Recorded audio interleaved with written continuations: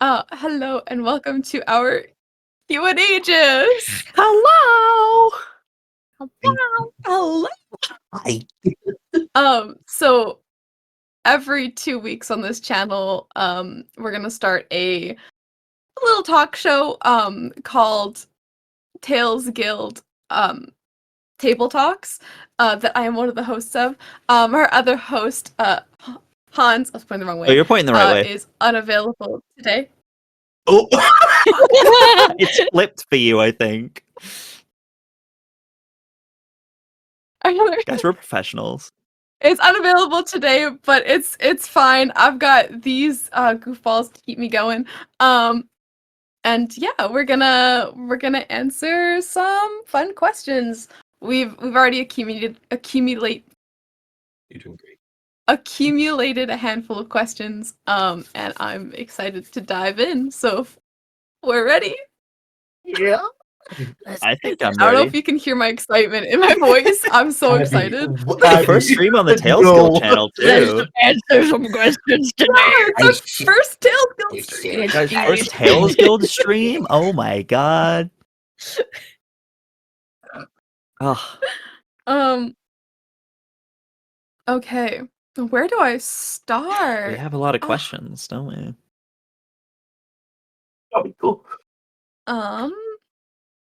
Eeny, me. Okay, I guess I'll just start at the top with the ones that Abby collected. Oh yeah, you don't have to do all them. I just wanted to submit them. These are all questions that were taken from the Instagram and stuff, right? Yeah, this one was taken from my Oh, yes, TikTok, but a lot of I love everyone. Most of them are food related.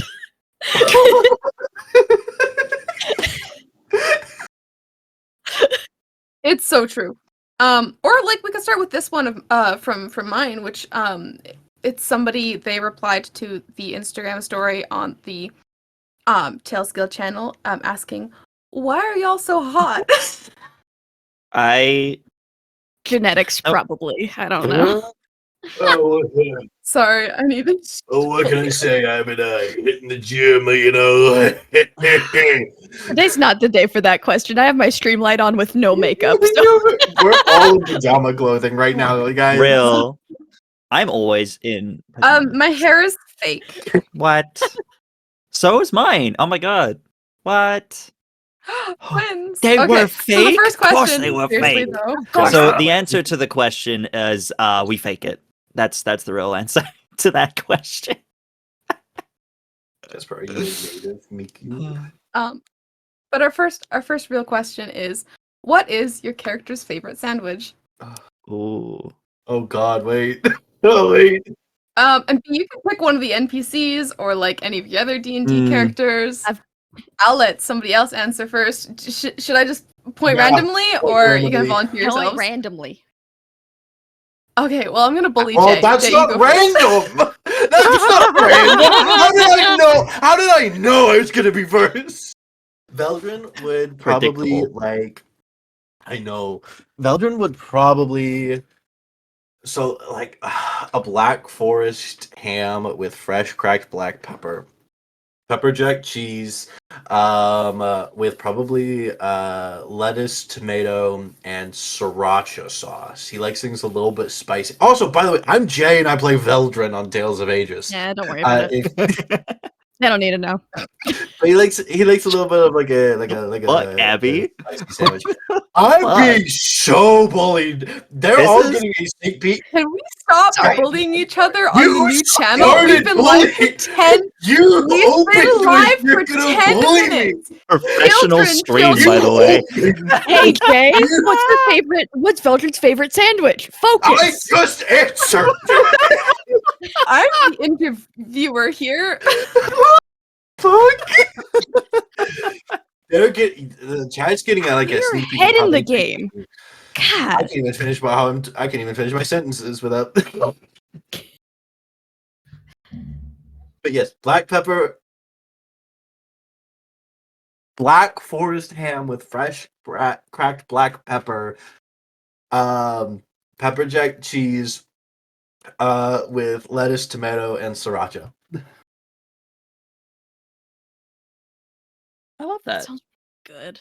Yeah. That's a sound He pretty likes, good. he likes his food on a little bit of the spicy side. A little Spicy. spicy. Why is it spicy? Oh, that is spicy. Who's gonna follow? Do I get a pick who goes next? Sure. Yes. You're smiling like you want it. So B. Exactly. Ha! What? Double bluff. What? B. B. It's your go. It's fucked up. Sure. Well, I have to pick an NPC, so this makes my life, I guess, more difficult, but also easier at the same time because I have more options. But why would you give me options? I hate it. You know what? I'm gonna go with an easy one. I'm gonna pick Ezra for this one. Ezra's favorite sandwich. God, he's so baby. He's so baby. So you already know what it is. It's a classic PB&J. Yeah. The crust He's is just cut a off. little guy. He's with the crusts cut off. Yeah, Cut 100%. into triangles. Cut into triangles. Hey, what's wrong with them being cut into triangles? All right. I don't say there's anything wrong with it. Uh-oh. Hmm. Oh. Did Sybil cut it for him? Not what? Not what? No. What? You're like his mother. That's Hate that. hate that. Not in a weird That way. is Not in a weird that is way. I'm sorry. That's a fully grown adult. You've never asked Ezra how old is. He could be older than Sybil. You don't know. Don't infantilize the boy. I'm not infantilizing the boy. Anyways. This is when you finally ask and be like, "Hey Ezra, I never asked how old are you?" And he's like, "Oh yeah, I'm like 35." 57. You're like, "What the 40-year-old fuck?" man. He's just a little guy, Yeah, but all also right, he's you- old. right. You don't know. You've never asked. Pass on the baton. You're right. You're right. It's on me. What happened? B. Pass on the baton. Pass on the baton. I'm passing the phone to someone who hasn't answered the question yet. Abigail. For Sybil, she loves like easy comfort food that she can eat like on a rainy day. So, and she's also just a tiny bit fancy. So it would probably be a grilled cheese with like brie, but then she'd also have the cup of tomato soup with it. Oh. It's love really that. Would it be just brie or would it be other types of cheeses as well? it would be just brie with hot honey on it. Okay. It's really good. Try it. Put it on sourdough bread. I love a good sourdough. I really. All right, we And don't you- even. No. You do. I want to hear what kind of need the host. sandwich Astra is, or And how what's. fancy it is. Okay. So for Astra, I'm kind of torn between like, the two worlds, with something really fancy and intricate and like something that she could never make herself because she's probably a horrible cook. But then there's also my other side where I'm like, but if she were to make herself a sandwich, probably something easy like peanut butter and banana with some honey on it, Oh, I love that. with like crispy bread. Crispy, like toasted bread. hmm Fancy. It's gotta be. Yeah, but the bananas are like imported from Antarctica. So like What? Yeah, and so's the honey. Yeah. No. Antarctica. England- Anyways, Girl banana. I'll shut Don't- up. Are you the host? Do you get asked questions? No. Y'all. This is so chaotic. I'm Anyways, gonna mute myself. so next question. I want to answer this next question in the row that Abigail's chat has submitted, but it's very similar. My answer will be very similar to a different question that we got. So I'm like, it's fine. We'll go with it. What was the inspiration for your characters? Ooh. Okay. I guess I'm going first since I was picked first last time. Is this the circle? Excuse you. No, I'm picking Abigail first this shit, time. my bad. Okay. Yeah. The inspiration behind Sybil is because the first ever PC I made in D&D by myself, because my first PC was my Skyrim character that my cousin helped me make. But my second PC ever, and the first one I made by myself, was a rune child sorcerer named Adelaide. And very similar backstory, except Adelaide was a brat. She was really mean and entitled. And it was very fun to play because it was with my home game of friends where we just roasted each other all the time. So it was like, I got to make a character that matches these vibes. It's like I know, I wouldn't know what that's like. And so, I played that game all the way through. And she made it to level 20 and became like, I don't even know what happened. I'm going to be so honest. I don't really remember how her story ended. But I wanted to play her again, but in like a different sense of like, if I had the chance to remake her in another campaign, what would I do differently? And the main thing I wanted to keep was Runechild and the magic, like starting at a high level in the backstory and the magic being drained. Those were like the two things I wanted to take from her.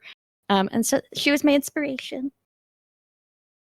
And I'll popcorn it over to Jay so Jay doesn't bully me anymore. I would never bully you, Abigail. Ever. And where would you ever get that idea from? Howdy, howdy. Howdy, howdy. My inspiration for Veldren. So there are multiple ways. Whenever everyone's pitching character ideas, we had Paladin, we had Sorcerer, we had Druid, and we had me as the Rogue. And then I was looking at the classes, I was like, these are all after everyone had picked their classes, I was looking at the composition and everything, and I was like, these three classes are very much like big story. These are very big stories of like Druid is like magic from like but this in particular is magic from the stars and a very like all had like major world consequences. So I wanted to have a character that was a lot smaller in scale. So that's where I came up with Veldren, and a lot of Veldren's history and story is located in one town in Cornucopia, of like the capital city and everything, and that's where a lot of his things are. And so I wanted to explore kind of leaving that. Some of the forms of different media, though, that very much inspired Veldren. I was listening to a lot of Epic the Musical whenever we were pitching the ideas of this character, and I was rewatching through Arcane. So, it is a mixture of some characters. I can see some it. characters that inspired him are Odysseus, Odysseus and Polites from Epic.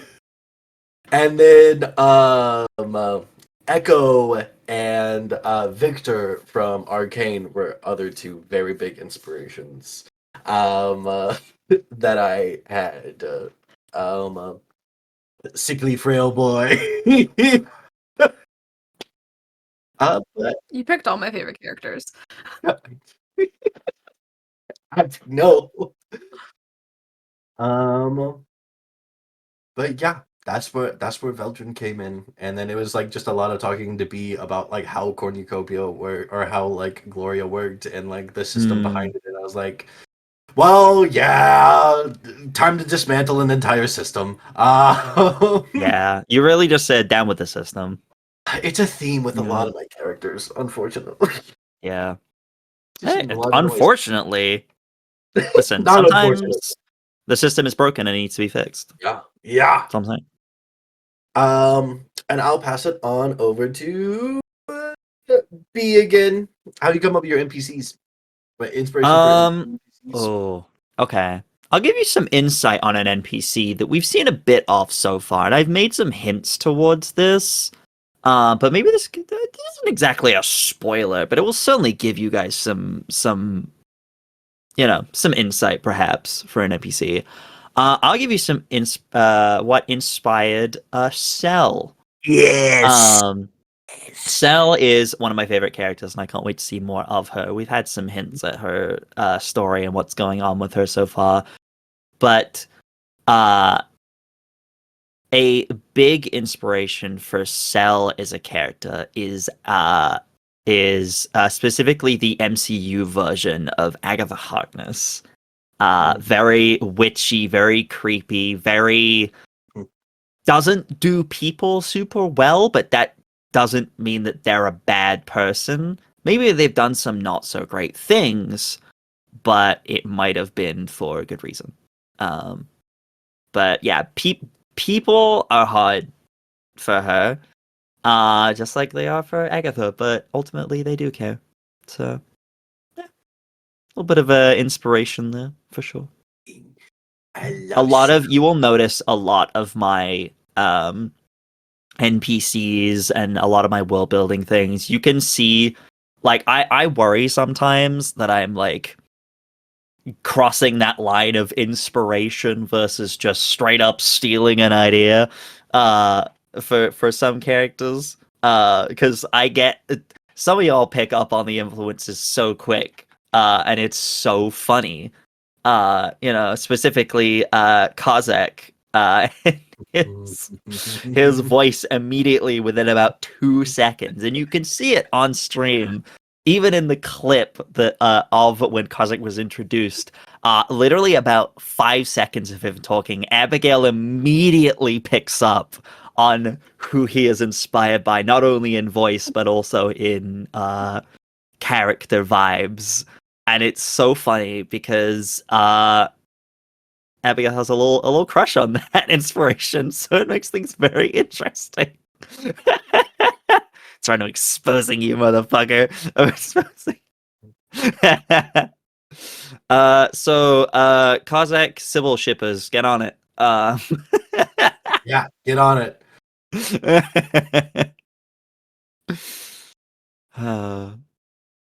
Yeah. I was hoping you'd pick so. Yeah. I technically pick Kozak as well, but yeah. So for Astra, my inspiration for Astra was I started purely based off of vibes. Mm-hmm. I had made her back in 2021, I think, and she was actually the first character whose art I commissioned. And I made her Pinterest board first. So I knew kind of the vibes I wanted going in. I couldn't decide between... No, she's a human. I couldn't decide between like which races I wanted to play her as. But or like what class. But Stars Druid kind of stuck because the Pinterest board was heavily stars themed, and I just really wanted to play with that. I'll dive more into Astra when I get to a certain question. I love it. One of my favorite things when setting up the overlay for the stream, because it's something that's notably missing from this overlay that is visible, that is usually there on so many other overlays, is character races.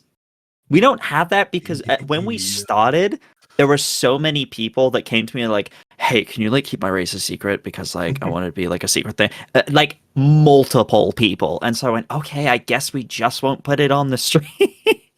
Yeah, like it's so that's why it's like character wow. name, pronouns, class and subclass.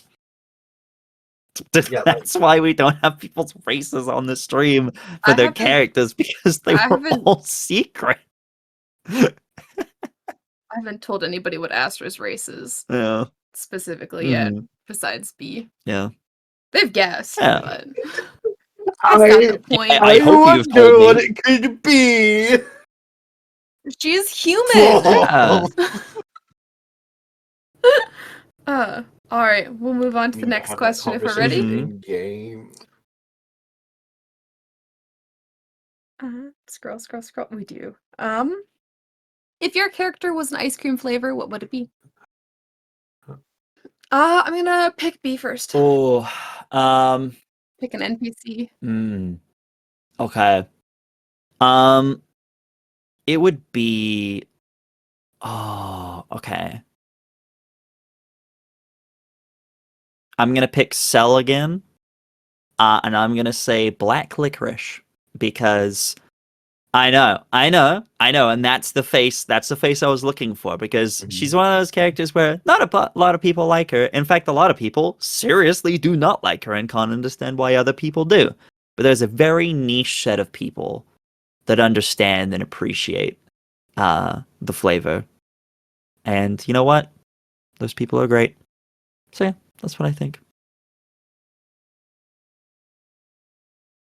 And I'm gonna popcorn it over to you, motherfucker. Yeah, you. Ooh, Yes. We can't see where you're pointing. I'm not pointing. My brain just completely shut down. To you, Jet. Okay, I wasn't just Googling ice cream flavors. I don't know what you're talking about. Get got. If Astra were to be an ice cream flavor, I want to say like vanilla with salted caramel in it because it's, Oh. you know, it's good. Everybody kind of loves it, but it also has that little bit of depth, that little bit of saltiness, that little extra sweetness in it too that I think fits Astra.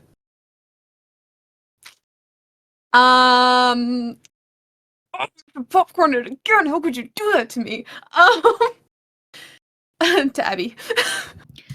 For Sybil, she would be the honey lavender ice cream flavor, which is from Salt and Straw, which is like, you know, Salt and Straw is known for like weird flavor combos and stuff. But like, I knew like she needed to have like an herb like for one of the flavors because it needs to be a little cozy, a little fancy. I want it to taste kind of like a flower, which is what it is. So, yeah, I think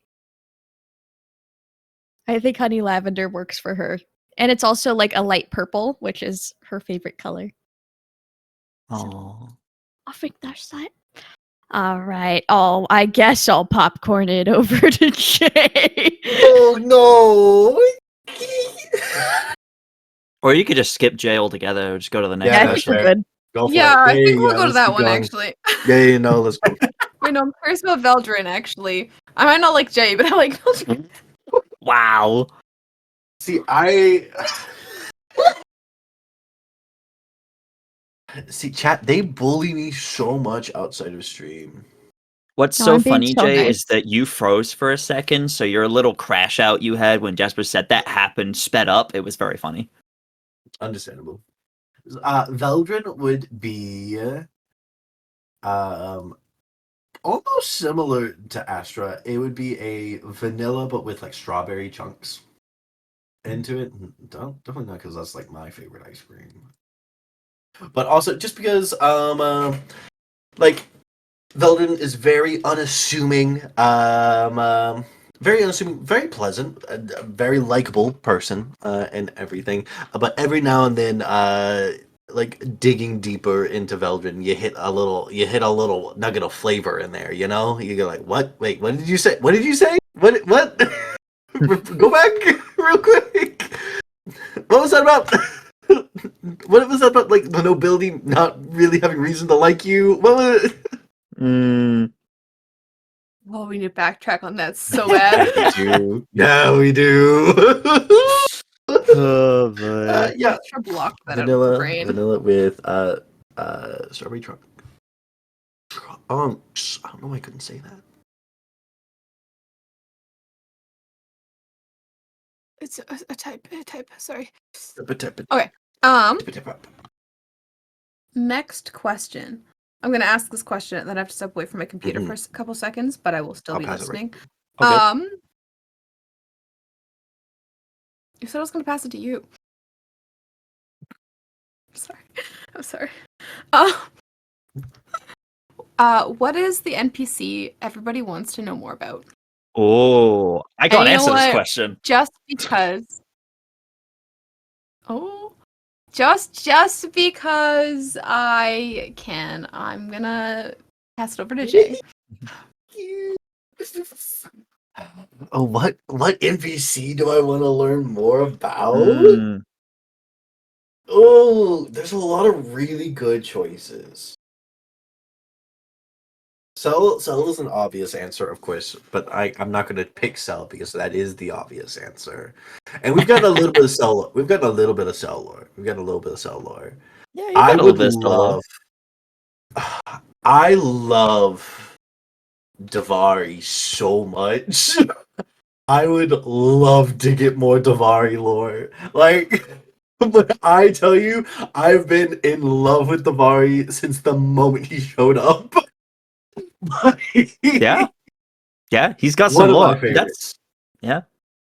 And Yeah. I need to like be like, hey, you tell me your life story. Tell me all of your secrets. Tell me all your secrets. I want to learn it all. There'll absolutely be time for that yeah. for sure. Yeah, Davari, definitely Davari. Mhm. Because like especially like the getting like chosen like a paladin of Mistra kind of thing is badass. Like that's I'm the paladin of magic. Yeah. Awesome, incredible. I'm gonna pass it to Jasper or to Jet. Who I'm isn't gonna pass it here? on. I know. That's I'm gonna fucked pass it to up. Abigail. I'm gonna pass it to Abigail. What the heck? So I love baddies. Like I love Mhm. baddies, and I think villains are the people you end up knowing the least about in the long run. Uh I obviously I want to know more about the commander. Mhm. I want to know more about him, I mean, you know more and than most. That's all I'm saying. the mystically are my creation, but I also think they're so mysterious. Mhm. I want to Oh know a yeah. little more about them. Oh yeah. Uh yeah, I think it's kind of a broad thing. I want to know more about the baddies, about the villains. Like I want to know about this demon that we're gonna go look into and find out more about. Like Yeah. I love learning about villains. Mhm. So that would be I mine. Yeah. My favorite thing, just going on the Mystic Elite thing for a second, my favorite thing that you came to me about a few sessions in, like after they had been like mentioned and brought up a little bit, was like you were like, that was such like a tiny, like small part of my backstory that I kind of just threw in there on as like a little like side thing. Like, yeah, there's this group of Mystic Elite, they kind of exist, I guess. Anyway, and then, wrote everything else. And then I went, here. You went, holy shit, what? I didn't Yeah, expect this to come up. And now they're he like a big thing.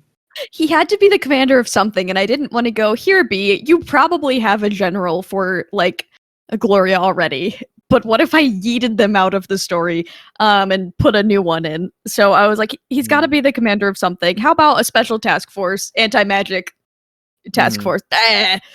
And we'll call it. And Yeah. I think I googled like other words for magic, and it was like mystic, and I was like, there we go, other words for agents, elite, sick. So yeah, that's Mhm. how that. And then Yeah. B, how about we reform the question a little so you'll be able to answer?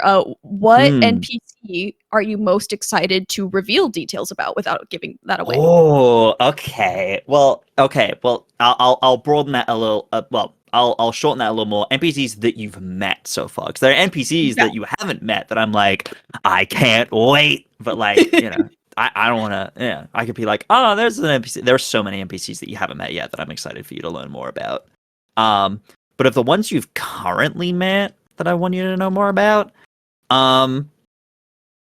oh, okay. That's a tough one. There's so many. Um, Davari's definitely up there. Davari's definitely got a lot more going on with him that I would love for you guys to know.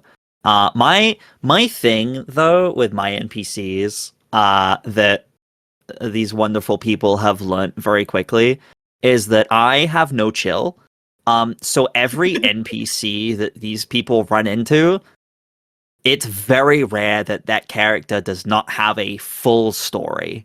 Like, I'm the kind of GM where I worry, not worry, but like I almost half expect my players to turn around to basically any NPC and go, so what's your story, Mr. Random person that was supposed to exist to give a quest and that's it? And like for me, I'm like, I don't want to just have to make that up on the spot. So I'm like, well, funny you ask. Let me go to my character doc where I've basically written like 7 paragraphs about this one guy that's supposed to exist for 5 minutes, just in case you asked. But I do that for every NPC. So like every NPC has so much depth, and I love having like depth for, you know, all of these characters that are in this world. It makes the world feel very alive, I think. So there are so many that I would love for you guys to know about. I'm gonna say, yeah, either Davari or the Mystic Elite. Yes. There's Give them. yeah. I want you to know more about Back him. the fuck up. Get away from me, mystically. I want to Back fight. the I want to fuck run up. away from them all the time. Yeah. They're so I scary. want to run into their arms. Hey yo, maybe you will. Wait, I worry. I know wait, you never do, mind. I know you do. I know you do. Pass it on to Jet. NPCs I want to know more about. Okay, there are so many. The Undying King. Yes. Oh, what is up with Mm. that? Oh yeah. Not only that, the Undying King's son. Yeah. Okay. Yeah. But then, you know, backtracking to like Zariel. Obviously. Mm. Obviously. What the fuck is she doing in the Hells? Sorry. What is she doing in the Hells? Astra language. God.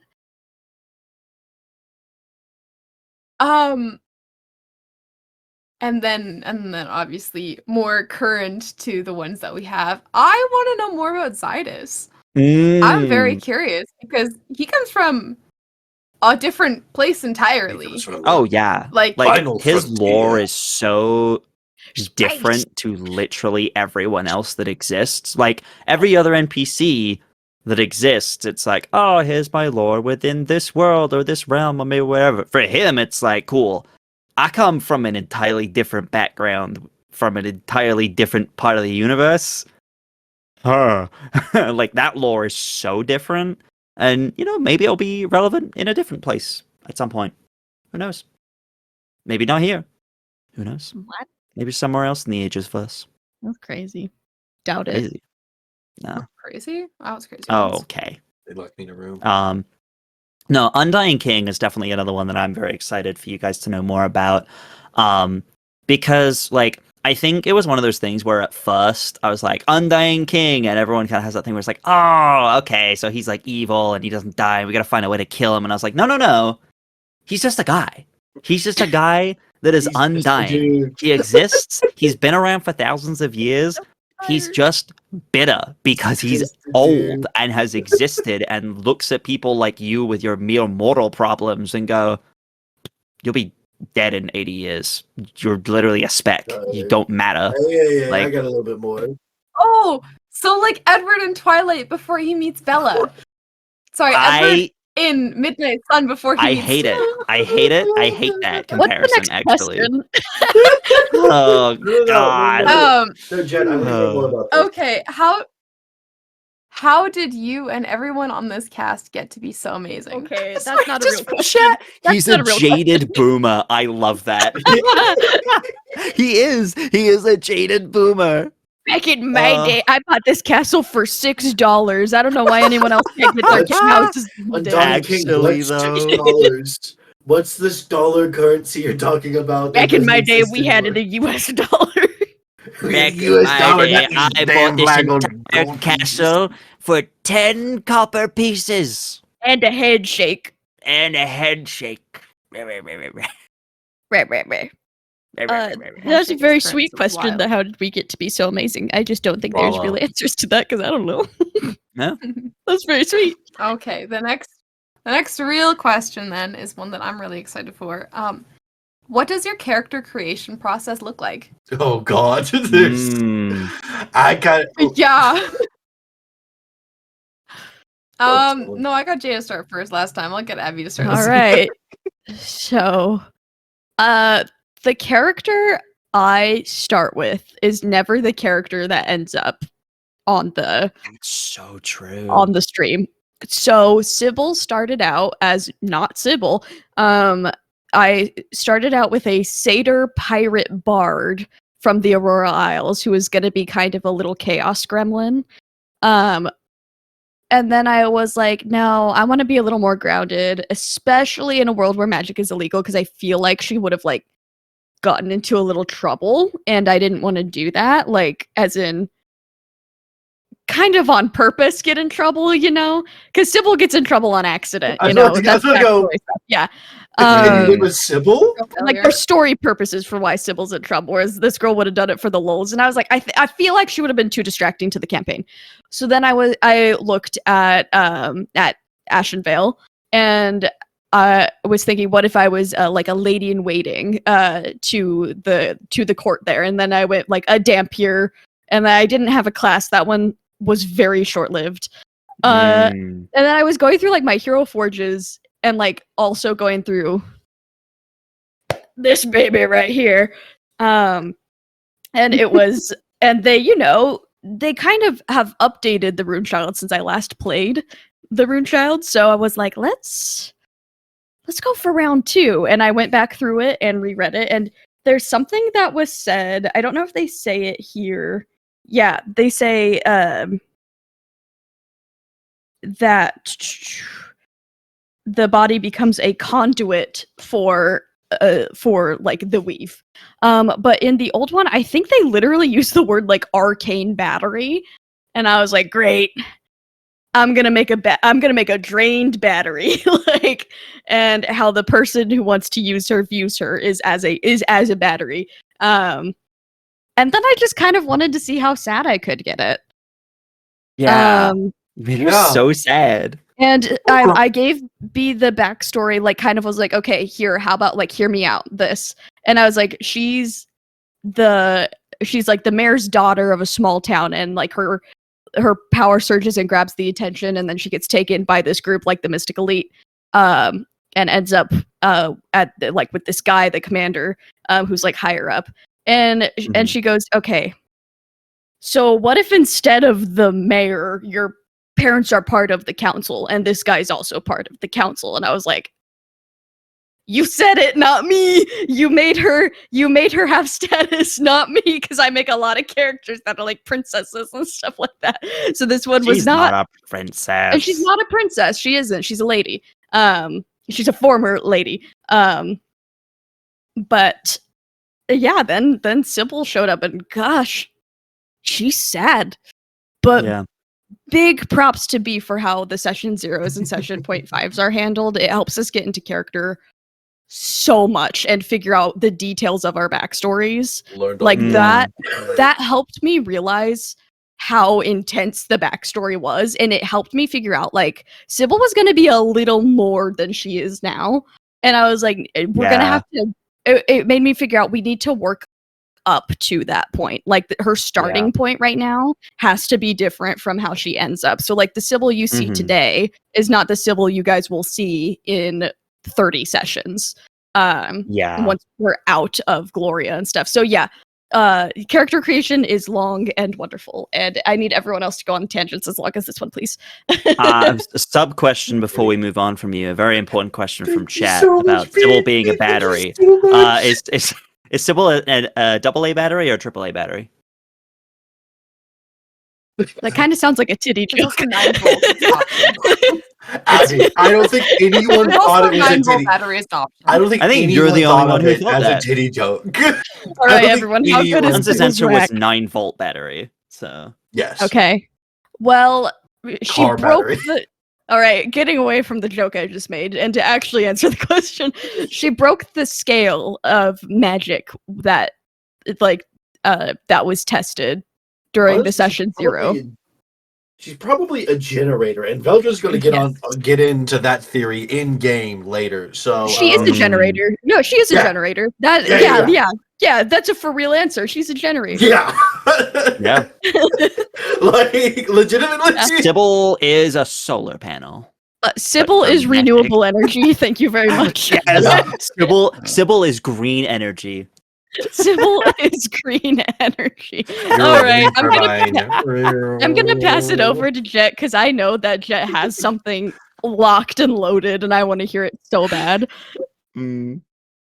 Okay, so like I said earlier, Astra's vibes came from a Pinterest board. I had this theory in my brain going into making Astra back in 2021, that I wanted to start with vibes and then go into classes and stuff.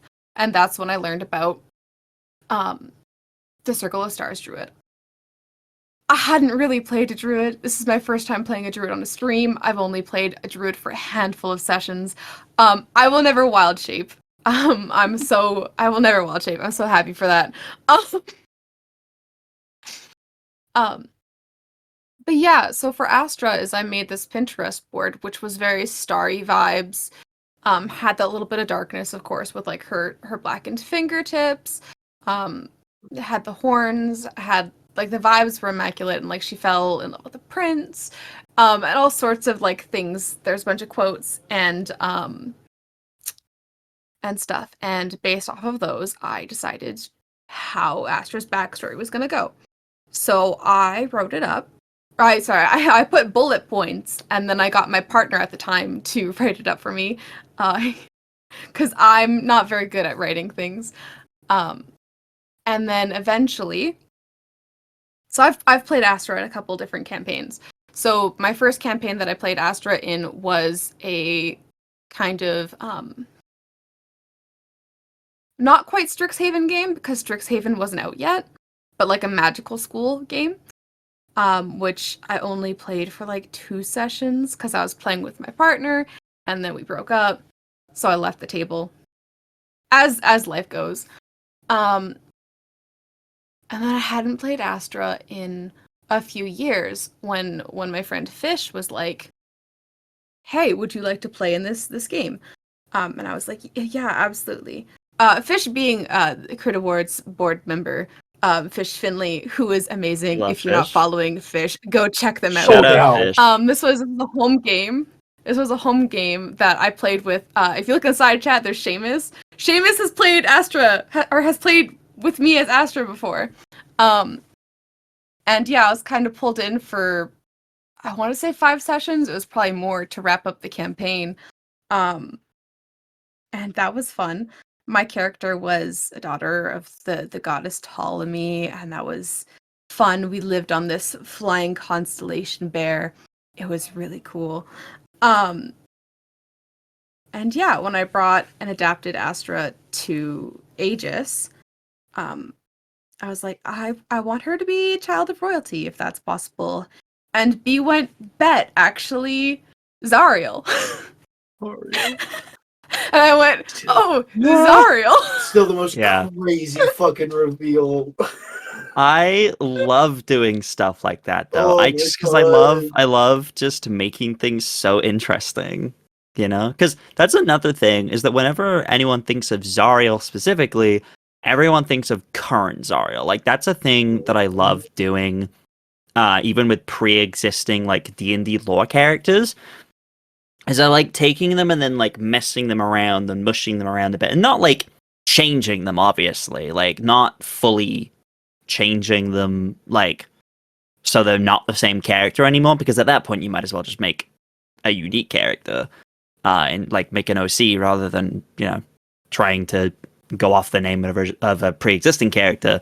But something I love and have loved for a long time about Zariel is the side that people don't talk about, which is not the archdevil part, but it's the archangel part. Like, Zariel was an angel for a long time, and no one talks about that part.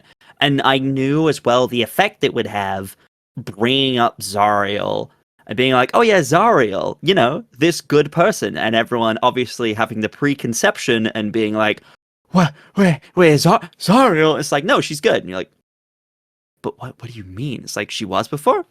And I loved putting that in there because it makes it fun, you know? Makes it fun. I love it. Jay. No. Yes. So my character creation process tends to be, I usually start with devouring the lore of the world that I am given first. So whenever whenever B released all the world lore, I spent a little while like studying all, reading it all, and like just digesting it for a little bit. And nowhere really stood out to me other than like everything stood out to me, but the ideas I was getting the most from was from Gloria. The society where magic is very taboo, and like there are these rules in place, and I loved that vibe of it.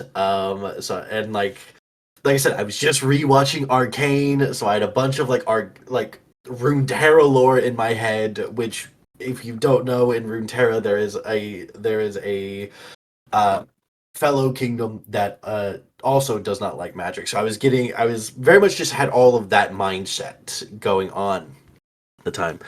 And and then like when it comes to like classes, I knew I wanted to have something to do with magic. But I wasn't sure I wanted like to be a full caster because I was playing a full caster already in Rollis. And I hadn't played a rogue yet. Veldren was almost a fighter. I I was between Eldritch Knight Fighter and Arcane Trickster Rogue. Um, so all been very different vibes, but Yeah. I find like I was talking to like everyone here about it, and everyone's like, play Rogue, play Rogue. I really want to see you play Rogue. I was like, yes, okay, so I'll take Rogue then. Okay. Um, and whenever I pick a class, I love to subvert expectations when it comes to a class. Like with New Rollis, like I just said, I play a bard, the least bardy bard you've ever met. Can talk well, like is very good at Mhm. talking. Hates being social. Is not a people's person. Acts more like a rogue than a bard. So with Veldren, I wanted to have someone with the skill set of a rogue, and I was like, it's like a third level cast, like a third, like a 1/3 caster, arcane trickster. So I was like, not gonna have a lot of magic. What's the reason behind that? It'd be really interesting if he knew a lot about magic. So what if he has like the brain of a wizard, the skills of a rogue, but also like, what's another fun thing you can throw in there? The morals of a paladin. I don't know. Mm.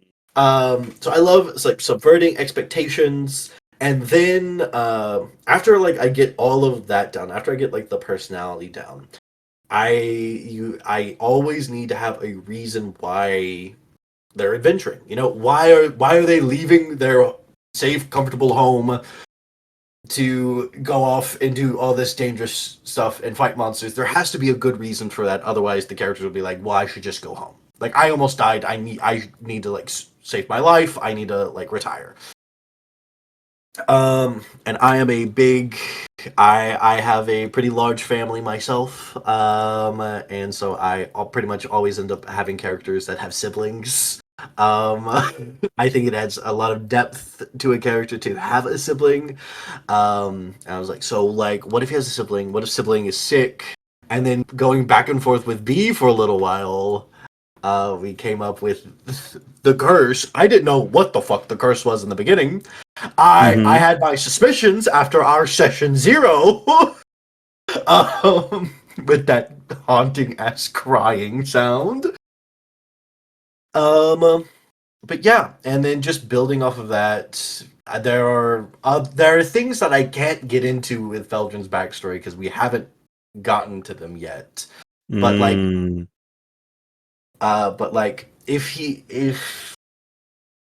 if Veldren can't find an answer to the sickness from his current position, why does he end up with this other resistance group and everything like that? So that will come up a little bit more later. And everything, but yeah, I very much just like to subvert expectations, devour lore, like it's my bread and butter. Um, and yeah. And I like to play characters that aren't similar to other characters I'm playing. So like Veldren is a very smart but kind character. And I hadn't played that yet. I had just finished playing a very intelligent, probably more intelligent than Veldren, but a terrible, terrible person with Ash. If anyone remembers that. So I was like, what if I do very smart? What if I do like similar skill set, but on the opposite morality side? I love that. I love Veldren. He's just a little My guy. boy. I love him so much. I guess that's me. Yeah. Again, I have to move it around a little bit just because, NPCs rather than characters. But in terms of coming up with NPCs, I have a couple of different processes. A lot of it is looking through Pinterest and then also looking through. I spend a lot of time. Abigail and I both spend a lot of time on Hero Forge. It's like it's our go-to thing, and I spend a lot of time looking in the community tab, and I get a lot of inspiration from there. In terms of like ideas, and like I'll almost like get the look of a character before I even know the vibe, even.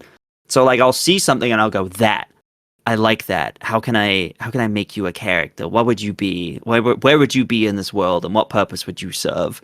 And then I kind of like go from there in terms of like figuring out, who they are, what they do, what their potential class would be if they had one. And then I come up with their name at the end because names are hard. And then like my other process is also like if I do have something specifically I need making, I will then that's when I will kind of come up with the vibe first and then kind of figure out the look afterwards. But yeah, that's kind of how I do it.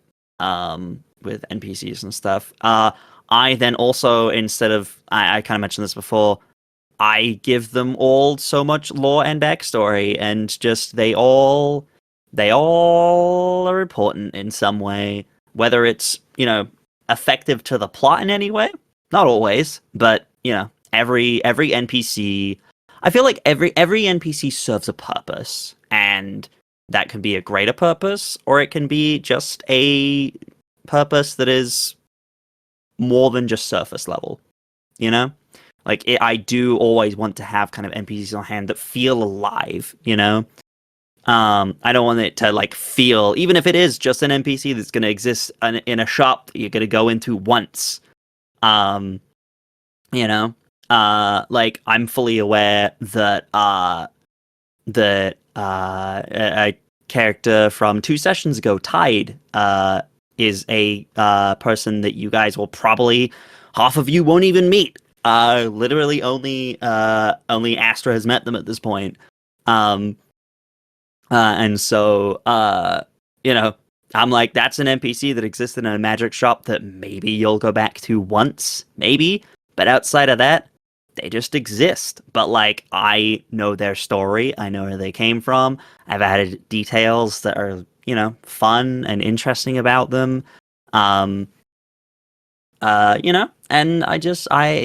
could have very easily just been a guy I made up on the spot and been like, yes, a magic shop called Jeff's Magic Shop, and his name is Jeff, and he's a human, and he talks like this. Hello, I'm here to sell you magic items. Like, it could very have easily been that, but I know no chill, so I went, okay, this shopkeeper, here's their lore, here's so many things about them, here's all the things they're connected to. Like, I interweave the story, Everyone's connected to everything somehow, which way or the other.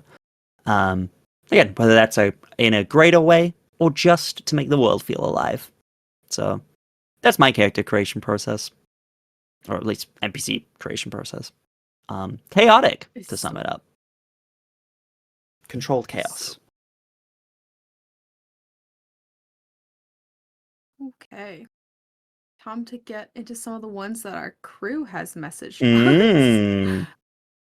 Our crew left if your fun character Yeah, if your character was plopped in the middle of today's New York or London, etc., how would they react? Oh, if they got Captain America, oh my god. Okay. I'll start with B. Tell me one of your NPCs. I'll let you keep yapping. I love to hear you talk. Not that I don't love anybody else. Okay. Pick. You know what? I'm gonna flip this question back to you guys a little bit. Pick an NPC. Rella. I was gonna say Rella? Rella. Oh my Rella. god. Well, I'm gonna be so honest. If Rella got dropped into New York or London, either or, it would really depend. You know what? She would go to Comic-Con and she would have the best time. Everyone would fucking love her. She'd be like, everyone would be like, I love your Carlite cosplay. It's so good. And she'd be like, who the fuck is Carlite? What? Fucking who the fuck is Carlite? I mean, yeah, it's like, yeah, the horns look so real. It's like, they are. What do you mean? Never seen a woman with horns before?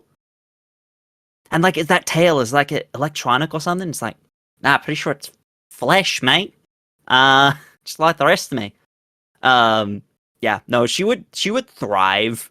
At it just like I'm gonna say London. Like she would just drop in and she would just be the most popular person at Comic-Con. Truly. She wouldn't understand why, but she'd be like, yeah, everyone else is a freak here like me, and I thrive. So yeah, I think she'd do great. I adore that. Yeah. I love Rella. Rella's just the little guy. I do too. And I'm gonna popcorn it to Abigail. This one's so quick. Realistically, if Sybil was plopped into the modern day, she'd just start running. Yeah. Yeah. And then once she got acclimated, or if this was an modern day AU, she would be the girl going to cat cafes and stuff like that. She would thrive at a cat cafe. Oh, she would. Oh my She would. girl. I'm gonna pop it over to Jay. No. Yep. I don't think you are. I think first of all, Veldren would like sit down and be like, "Okay, what was the magic that brought me here? Like, Mhm. what were the characteristics? Did I see any runes flash around me? Was it like, did a circle appear below me?" And would just like think back to there first and be like, "Well, what kind of runes was it on the ground that like appeared around me, or like, was there any, or like, what it?" And then a vehicle drives by. Mhm. And then be like, And Nick Fury gets out. Hey, you've come from another universe. I'm putting together a team, and then it would flash up on the screen and say Veldren will return in Avengers. and then I think he would like take in, like, I imagine him being plopped into the middle of Times Square and being like, "Oh my god," and like he'd be like, "Well, like, what's doing this?" And then like I think he would fully dive into a library. I think he would ask the nearest person, "What is this? What's happening?" And then would dive into the nearest library and Very consume purple. all the knowledge that he possibly could. Veldren would be such a nerd. Veldren would end up at He Harvard would. somehow. Yeah, probably. Veldren would be My a boy. genius of our time, truly. I don't know about genius, but I mean, I look, think so. he does canonically have like what, 18, 19 intelligence, which is genius level technically. So maybe he would. And Maybe he would. and Maybe he the average of a person is supposed to be 10, which is questionable considering what people are like at the moment. It's like average intelligence is like a 6. But yeah, that would definitely be Veldren. Amazing. Slay. So I guess it's Astra's turn. Mhm. So as we know, Astra already has issues with society and just how people exist. She has no idea how money works, like she's smart, but she's not like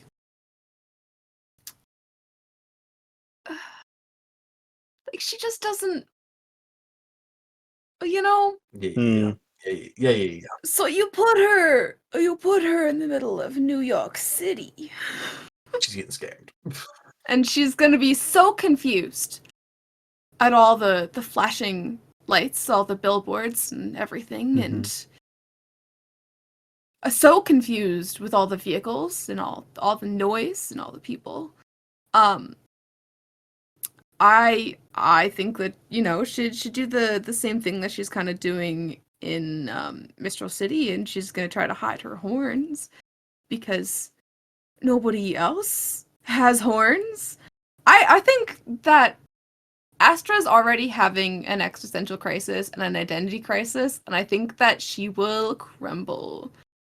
I don't think she'd do well. I really don't think she'd do well. Definitely not.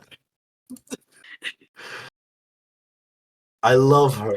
I love her so much. Just the littlest guy.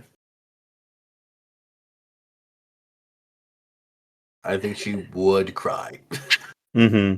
Exactly, 100%. Abigail, the nerd from chat. Yep. Astra would deal with New York City the same way to Giselle from Enchanted would. Yep. Yeah, pretty much. An old man Yeah. steals That. Oh my god. an old man steals their crown, and it's like, you are not a very nice old man. Yeah. Yep. Okay, next question. Quick. Everyone's powers were swapped. Whose do you want most and least? Quick, let's go Jay. Popcorn Jay. Astra. Easily Astra. Veldren is so... Most or least? Oh, most. When Most. most And want quick. Astras. No, I don't do quick. Would most like Astra's abilities, because Veldren is, I think, fascinated the most by Astra's powers. Like that one conversation they had, Veldren can't stop thinking about how your magic works. Like, Veldren's like, I from space, from the stars, and that was, and then almost very quickly after having that conversation, we meet someone from the astral sea. That's interesting. That's suspicious. And then I think would least like to have Iridia's, because I don't think Veldren wants to be beholden to a god. Also, squishy boy. Tiny. Swing big sword. Tiny. Ow. Sword no work. Sword no Arms work. arms so tiny. Arm so hurt. small. Arm big I'm hurt. hurt. Big hurt. Yeah. But yes. Popcorn it. Jet. Okay. Get got. Nerd. Astra would most like. This is hard.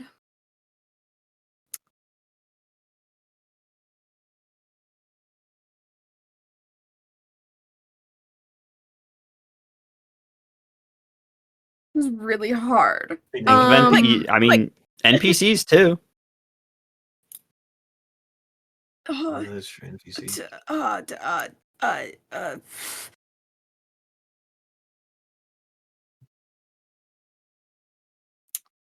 I'd say I'm probably most like Iridia's and would least like Sybil's.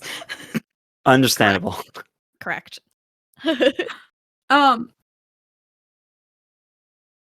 Just, 'cause I don't know how to like explain this Hmm. because I feel like in Astra's brain, Iridia is probably more normal, has big sword, hit things real cool. And then Sybil with the runes and everything. Astra's doesn't want to stand out, and then Sybil stands out, and it's. I love Sybil. Okay, don't take this the wrong No, way. truly, Correct the answer. right. We love Sybil. We love Sybil so much. I love Sybil. The way Sybil is made because of ruthless. how their powers are currently, Sybil is the right answer for powers you do not want. Intentional too. Yeah. It is intentionally designed that way. Abby. Sybil would most like Veldren's abilities because they're pretty low key. And so she could like the most removed from magic she could be would Oh, thanks for the be. reminder. You're the one who helped me with this answer because earlier I didn't know what to say. Anyways, and so yeah, it would be like she probably wouldn't use any of Veldren's abilities. Would just go live her life. Boom. No need to be an adventurer anymore. At least like would probably be Iridia's, not because Iridia is beholden to a god, because technically Sybil feels like she is too. But it's the oath. The fact that your morals are like legally binding to your power. It would freak her out to the point she'd be like, look, Sybil's got a touch of OCD because I have OCD and I think her brain works a little bit like mine. So her mind would constantly be checking to make sure she hasn't accidentally broken her oath.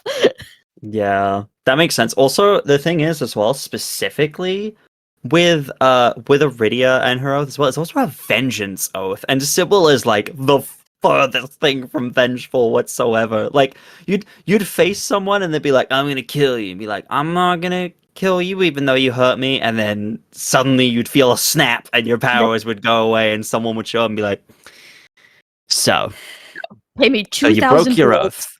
It was 2 minutes.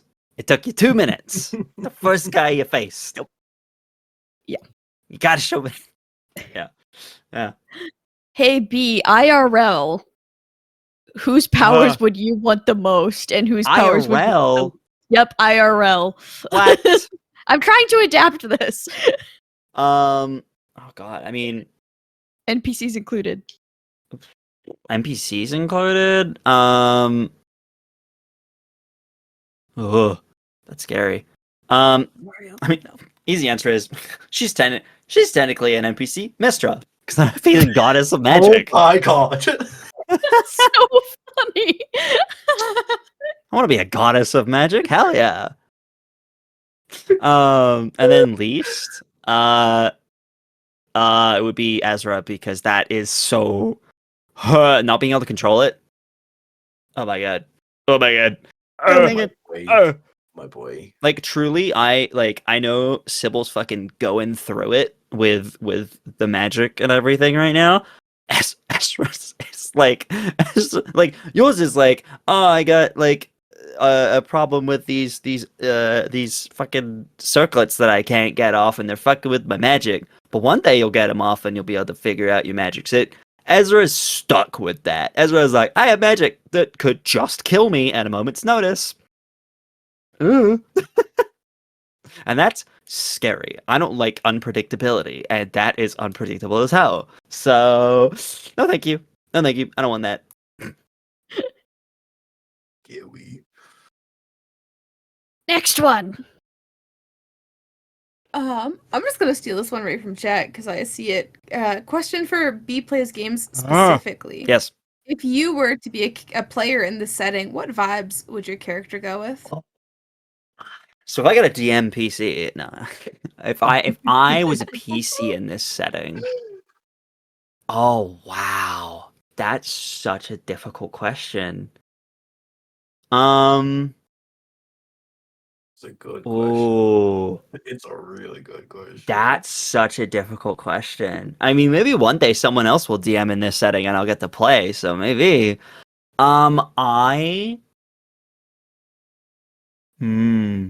that's a difficult one. I really gotta think. Fuck. Okay.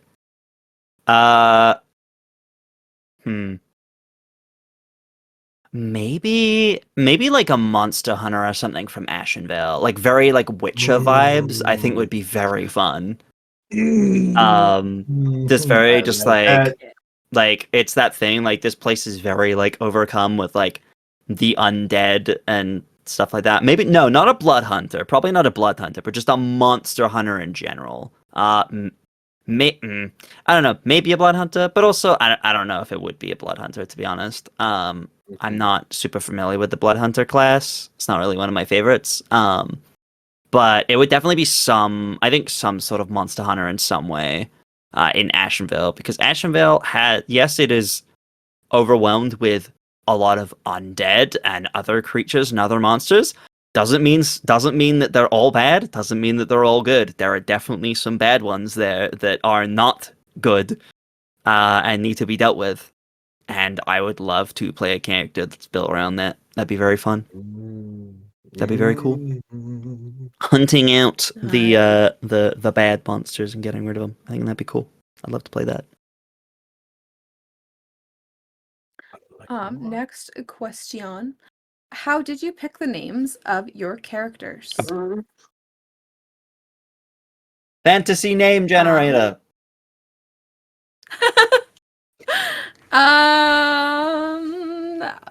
Let's go Jay. I'm very curious on Jay's naming conventions. Okay, so I went. All right, I got a drow.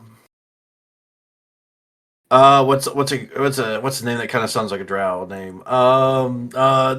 Veldren. Veldren? Sure. Yeah, that kind of works. I pulled Veldren Felifar out of my ass. Like, I don't have a good naming convention, guys. I've been a DM myself for the past decade. I'm used to coming up with names on the spot and just kind of pulling them from thin air. So that's kind of where Veldren came from. Can we get I pulled Veldren Felifar out of my ass with no context as a clip, please? Thank you. Oh my god! I'm being bullied. I'm being bullied on stream, guys. I love you. It's been the whole stream, actually. It is the whole stream. Make that quote merch stat. Just a t-shirt that just says I pulled Veldren Felifar out of my ass, and all I got was the stupid t-shirt. Oh my god. Stupid First t-shirt. official Tales Guild merch. Can you imagine? I'd sob. I'd cry. Lissa's humbling us. You ask so much. Hey, Lissa, listen. Lissa, Just because I say something doesn't mean I expect it to happen. I'm memeing most of the time. Lissa's on my side. I did it. It's publishing. The clip is publishing. Yippee! Oh my god. Okay, Jay, popcorn it. None of you. B, how do you come up with your names?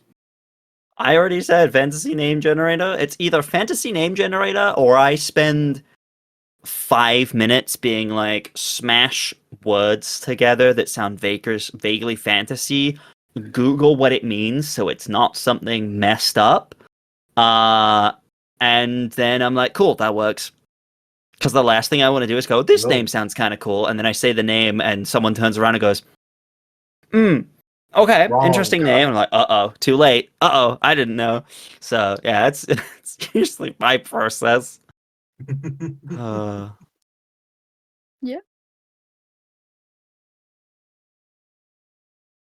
Popcorn it. I'm gonna popcorn it to Abigail. Nerd. This is easy.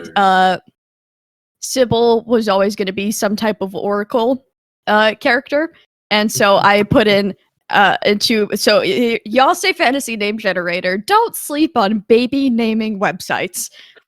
I looked up baby names for girls that mean oracle or prophet. I got like 500 options from that.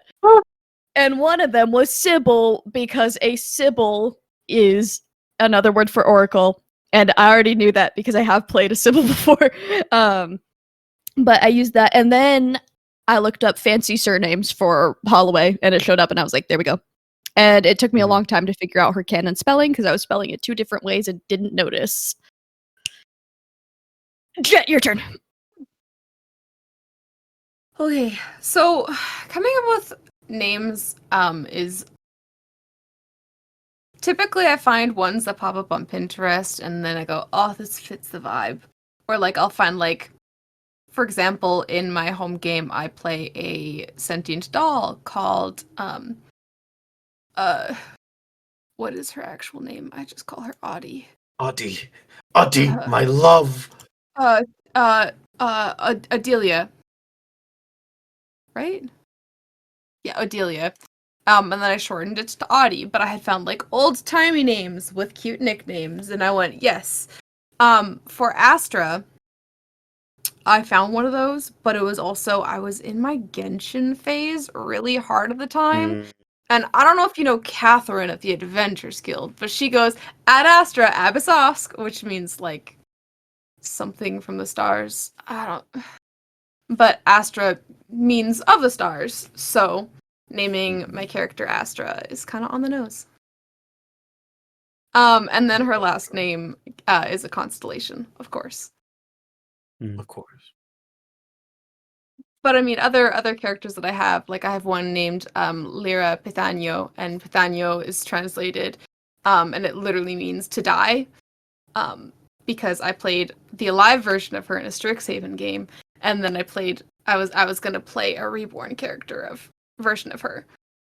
She was gonna die. Reborn. Right? Who would Abby, play a love- reborn? Abby, calm down. Abby, I don't calm think down. anyone here has played I a heard reborn. someone say my trigger word. She activated my trap card. It allows me to add one reborn to my to my cast of characters. I love Reborn. I've only played them a handful of times. Same. I think you've Okay. played a reborn more than me. I just became a meme about it, and I don't know why. Like me with warlocks. I Just played wanna like bully you. one, and then it became a meme that I only play warlocks. It's great. There's I no play a lot meme of for me. ASMR. There's no meme for me. You play a lot of gay characters. That Jay, I Affectionate. think the memes chat in our Seriously. server would say otherwise. No, we are not allowed to bring that up. We are not allowed to bring that up here. Hey chat, bonus stream No. at some point. No. We just go through our memes chat. I just show you all the memes we have of Jay. Yes. Okay. So let's see. This is, if there was a body swap session, who would you want to be swapped with and why? Ooh. Like, whom would you want to be in? Not that way either. You know what I mean, nerds. I think we kind of already went through that with the power swap. With the power. I think so, But no, yeah. no. But like, who would you want to be like character wise? Sybil. Sybil so hot. Sybil's so cool. Oh. Astra. I love druids, and Astra's so pretty, and I love playing pretty characters in dresses. That's exactly why I swapped with Sybil. Is it permanent? Is it permanent or is it like a day? I don't know. It's a body swap episode, so Archon it's isn't one. around. It's one Session. session. One session. So, because I would Everyone love. wants I to would be love- Sybil. I would love to play a sorcerer, and B. Veldren would love to get to know like firsthand how Sybil's powers work. Would love to be able to like test with his brain how Sybil's powers work. I love sorcerers. Okay, I want to be Sybil, but for a very different reason, because it goes into a weird Jet, you'll love this one because this is a My Hero theory. Which you can be like, hang on, why does that connect? I promise it does. I think it would be that thing would body swap with Sybil and then realize that Sybil is in so much constant pain. Oh, that's true. Just like people have the theories with Deku being in constant pain and people body swapping with him and being like, how do you deal with this every single waking moment? And I think Sibyl's a bit like that. I think Sybil forgets just how much pain she's in all the time. And I think No, if she someone body doesn't. swapped with her, I would probably be like, if someone genuinely body swapped with Sybil, I'd probably have them make a con save. Like, truly, I'd be like, are you overwhelmed by this pain? Because, yeah, Sybil's in a lot of pain. I love that you remember that detail. That means a lot. Yeah, of course I do. My girlie has chronic pain. Yep. What's that like? Oh, no. Oh. Well, Mom. Did we all answer? We all answered? I think we Yeah. have. Okay. I'm just used to us yapping, because Yeah, we're all we yap. yappers. We're yappers. We yabba ya. For more context, this is like just basically a more structured, typical VC with a group of us. Truly. Yeah. Because we've got actual questions to get through, Mhm. but this is how we vibe. This is keeping somewhat of the ADHD in check every now and then. Desperately trying to. This is a question from somebody in this call who might be able to give us some more insight on this question, because I have some questions. What's a secret you think someone hasn't reviewed from their backstory yet? Oh, I just need a revealed. little more Sorry. Context. Revealed. Okay. Autocorrect. I was on my What's phone a at the secret you think time, and somebody autocorrect hasn't when revealed? I'm going to put the complete wrong word because I'm stupid. That's so fair. Love so like what autocorrect. theory we have on another character that we think they haven't. Yes. What's something from someone else's backstory that you think? What's a secret that you think they haven't revealed yet? It doesn't have to be like a specific thing, but like, what's something? What do you think's going on with someone that hasn't been brought up yet?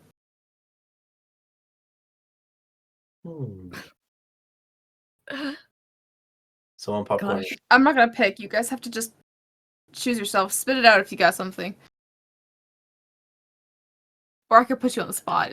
I'm not Put us on gonna the spot. say anything because I know all of your secrets, so I can't answer this one. You don't know all of mine. I literally do. I don't think that Astra had like an active duty to fulfill. I think Astra was supposed to be a sacrifice. Oh, okay. Wow. That's something that I think that it was a sacrifice for the greater good. Interesting. I don't think that Astra would even know that though either. Like that's something that I think is Hmm. Hey B. I'm not saying Can we shit. quickly change? I'm not Can we grab a saying pencil nothing. and just? Interesting. Very interesting. Interesting theory. I love how your brain works, Abby. thanks. Abby as big brain. What happened last session where I was so excited because a theory got confirmed and I was like, my brain is huge. You can see me mouthing that and going, No, Yeah. no, it was. what was I it? think it was about. What was the theory? It was about the demon. Oh, it was that we it was learned- connected to the demon. That's right. Yeah, everything was connected to the demon, and you. all the No, colors. I know. You know what it Out. was? You know what it was specifically? Because I remember when it happened, you were like, "Oh, the demon came through the labyrinth somehow." That was it. Because as soon as the labyrinth was mentioned, you just went, the labyrinth, yeah." That's right. Because I was like, yeah, there's like a portal. Like it's been mentioned like offhand super quickly that there's a portal to the nine hells in the labyrinth. And you were like, yeah, but you don't know where that is. And then you confirmed it. I was like, You. I never said it was a portal. I said that the labyrinth goes to the hells in certain directions. You can get anywhere through the labyrinth if you can navigate it, well, but it's constantly changing, supposedly. my brain's so ginormous that I was wrong and still right. Mm-hmm. Anyway, brain someone time. else talk. I don't Popcorn know. it. Oh, wait, but I thought we weren't doing popcorn. It was just as theories came. I don't know. Someone else go then.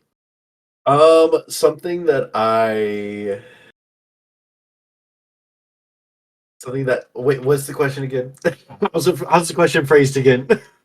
I promise What's I'm a secret listening. you think someone hasn't? What's a secret you think someone hasn't revealed from their backstory yet? Oh, easily. Why was Iridia alive when the rest of her family died? Why is Iridia the one alive? Did Iridia like? There's a couple different ways it could be. Did Iridia run? No, I don't think that's what it is. Or it could be, and Iridia just came back because Iridia has the box. She got that scar. She got the scar, but ooh, what if it's a thing of like, oh, Hans isn't here, so we can kind of go on theories without seeing Hans' face. What if it's a thing like coming under attack? The rest of Iridia's family is getting prepared to fight and everything. They push the box into Iridia's like arms and are like tell her, "I need you to run." like run as far and as fast as you can, and what's his fucking name?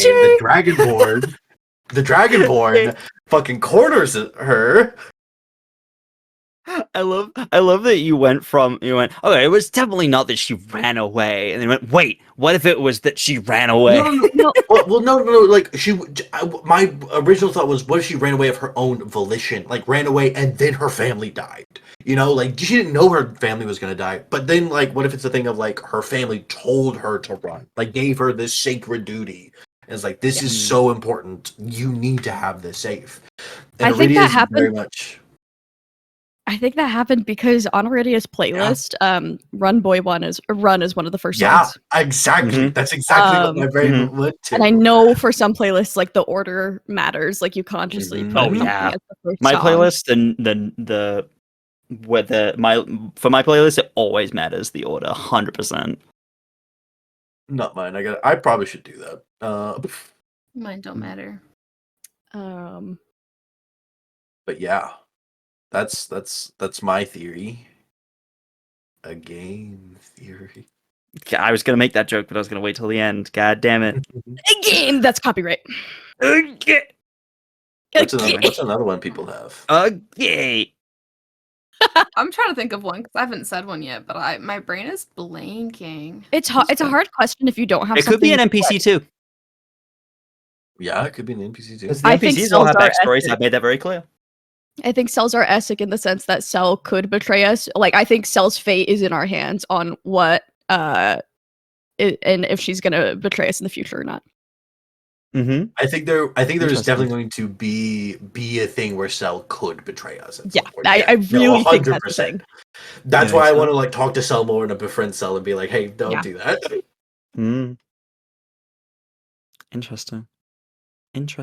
Yeah, absolutely, Abby. We are definitely on the same page. I'm gonna stop theory dumping because I have so many, and something I will add to that theory, not to just to put the just to add fire to the flames a little bit. I will say, when Cell got a card reading, Cell was the only person that got 2 future cards. I know. Y'all didn't see what either of them were. I didn't see any of them. Okay. You didn't see any of them. To be fair, half of you weren't there, but specifically, you saw that 2 came out for like obviously you as players all saw that there were 2, and then neither of them got revealed. So no, trust me. I'm just saying.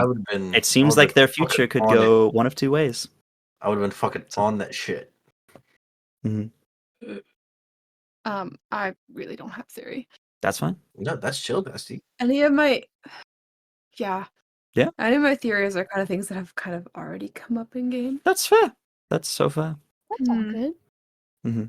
A lot of theories have are we already ready been for the next confirmed. question then? Yeah, there's one from Lissa I want to answer really bad. Oh. I've just been answering them in order of our Discord. What Oh, it was from 9:29 a.m. today? Yeah. You forget people are in different time zones, so saying that does not. Sorry, I can just 9 say a.m. Sure. It was what is your favorite bit of non-spoiler lore about your character? Oh, yeah. I remember that one. Oh, non-spoiler lore? That is a good one. Maybe that's a juicy one.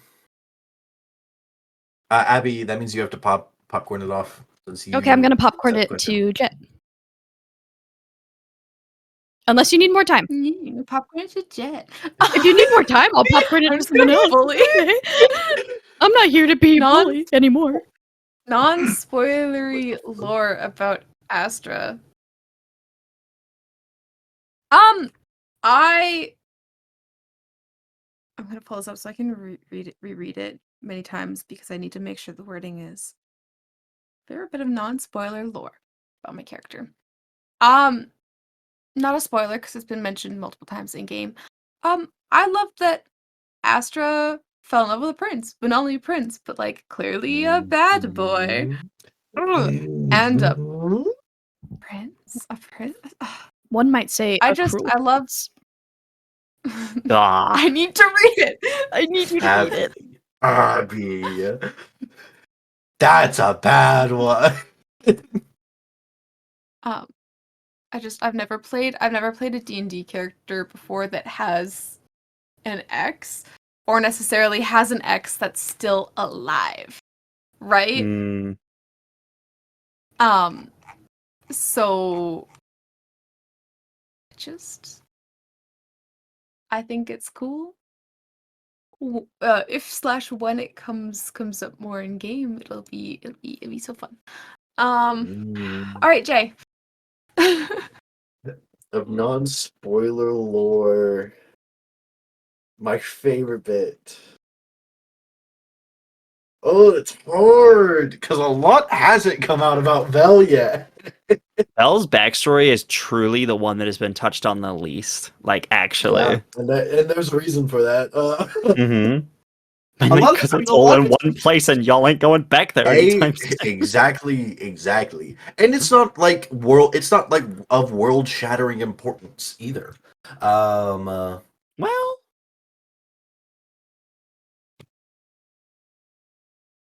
At least to Vel, it's not. hmm.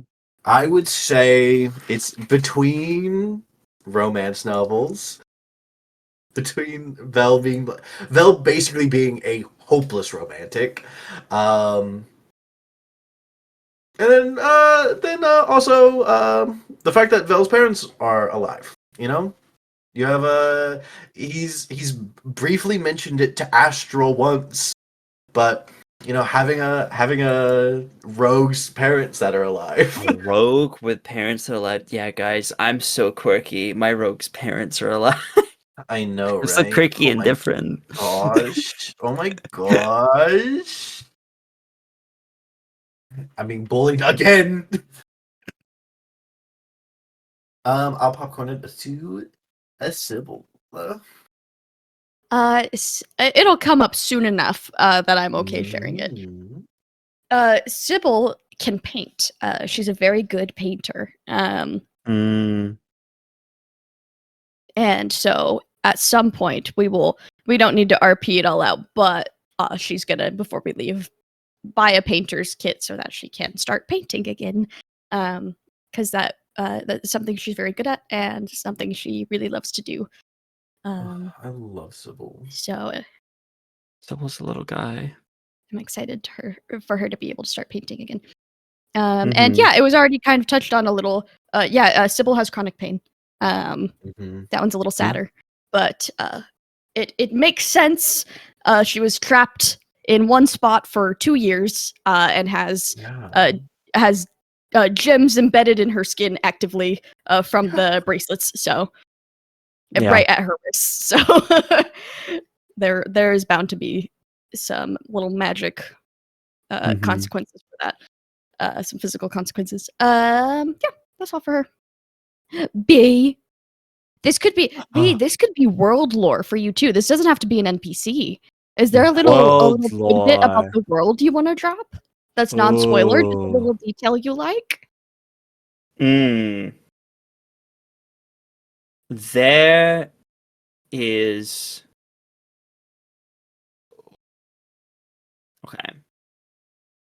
world lore that hasn't been touched on yet that isn't spoilery.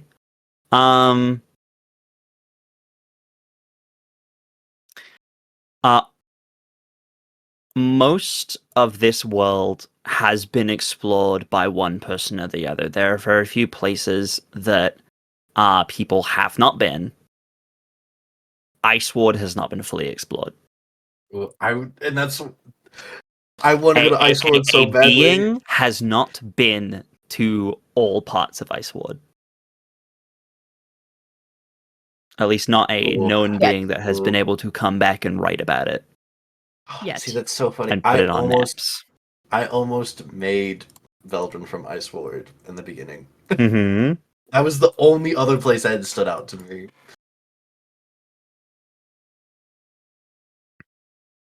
Yeah. That's my little bit of non-spoiler lore. Guys, we gotta go. Y'all really don't want to go there. Also, I'm gonna be so real. You guys as a party don't really have a reason to go there. Like, Iceward is a place that I'm like, that's a part of the world that will be explored at a different point. I'm sure. I wouldn't go, please. Yeah, but I mean, and you say that, you know. but You know what It'd be it would be? If you fun. guys went to Ice World, you know what it would be? It would be that one clip from the first Madagascar movie where you guys would show up. You know when the penguins finally get to Antarctica? And they just look around and go, well, this sucks. That would be you guys going to Ice World. You're like, well, this good. sucks. Just a bunch of ice. That's kind of it. Ooh. I want to go. You can go if you want. Want to go. Adventure. Adventure in the very, very cold. Can't Yeah. be that cold. Oh boy. We good for the next question? Yes. Yes. If your character had a wish spell, what would be the one thing they'd wish for? Oh, easy.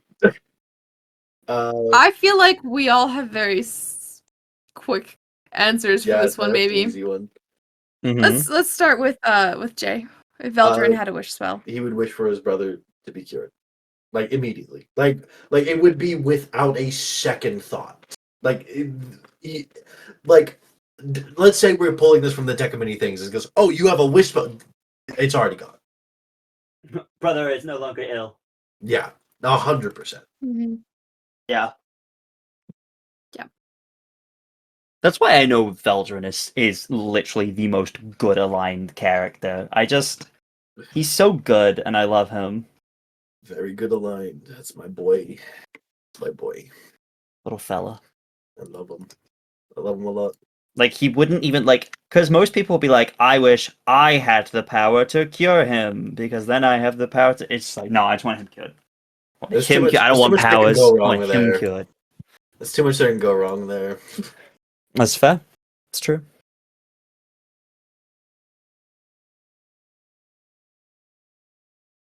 Yeah. Let's go, Jet. Astra would wish to be normal. Mm. I say she's not normal. She doesn't want to be royalty or the fallen star. She'd wish to she doesn't not be a like celebrity. whatever's. Ugh, Yeah, life's so hard, what's guys. so hard is being a celebrity, She guys. doesn't Ugh. like. She doesn't like what's going on with her fingertips. Mm. She's just, as I've stated a few times, Astra's having an identity crisis right now. Like, if there was one thing that she could just immediately wish, is just to be like everybody else. Mm. Yeah. I love Granted, no, never mind. I'm gonna keep this under wraps. Okay. No. Wait. No, if something's gonna stay secret, that's okay. It's Spoilers. just not come out yet in game, so I can't necessarily say anything yet. Mm-hmm. As much as Sybil would want to she wouldn't mess with reality with it because that'd be messed up, but she would her first selfish thought would be, what if I could get one more moment with my parents, just to get that closure, because they never got a funeral, or if they did, she wasn't there, or she was probably also presumed dead, and part of it for that. And yeah, and she didn't, obviously it was a shock, how she was told, and she thought it was her fault for a year. But what she would do instead is wish for the Rune children to get to safety, for all of the Rune children to get to their desired destination, because she doesn't want to make them all end up at Phelan and boom. It's like, if they don't want to go there, because frankly she doesn't want to go there currently. She'll get there eventually. But just, yeah, she feels a heavy responsibility for the Rune children, because of the fact that she hopes the commander thinks she's the only one, because he has thought that for the time being. And so it would be getting them to safety in a way that would keep that going. keep the target on her back and not on anyone else. I love Sybil. She's just a I girl. love Sybil. I love Sybil so girl. much. She's just a girl. Just a She's girl. just a young lady who wants to do the right thing, even though she doesn't want to do the right thing. Like, Mm, Yeah. she wishes she was not good. yeah. With the current situation. What's Sybil's alignment? Lawful good. Lawful good. Oh, okay. Mhm. Yeah. Her magic might be chaotic, Yeah. but she is. Yeah, I was gonna say because my thought was like, oh, that sounds very neutral good. Like she's No, good, but it's like I wish I could just be myself and not have to have responsibilities and just be. But herself innately is good. It's just the fact that she's like 100%. That's why I'm like privilege neutral. of being a bad person. Like is Yeah. something she's thought of before. Is like bad people are so selfish and they often get what they want. Mm. Whereas like she has lost so much. Yeah. So I put so much thought into this character. I apologize. Anyways. No, I love it. I love Me characters neither. that have thought put into them.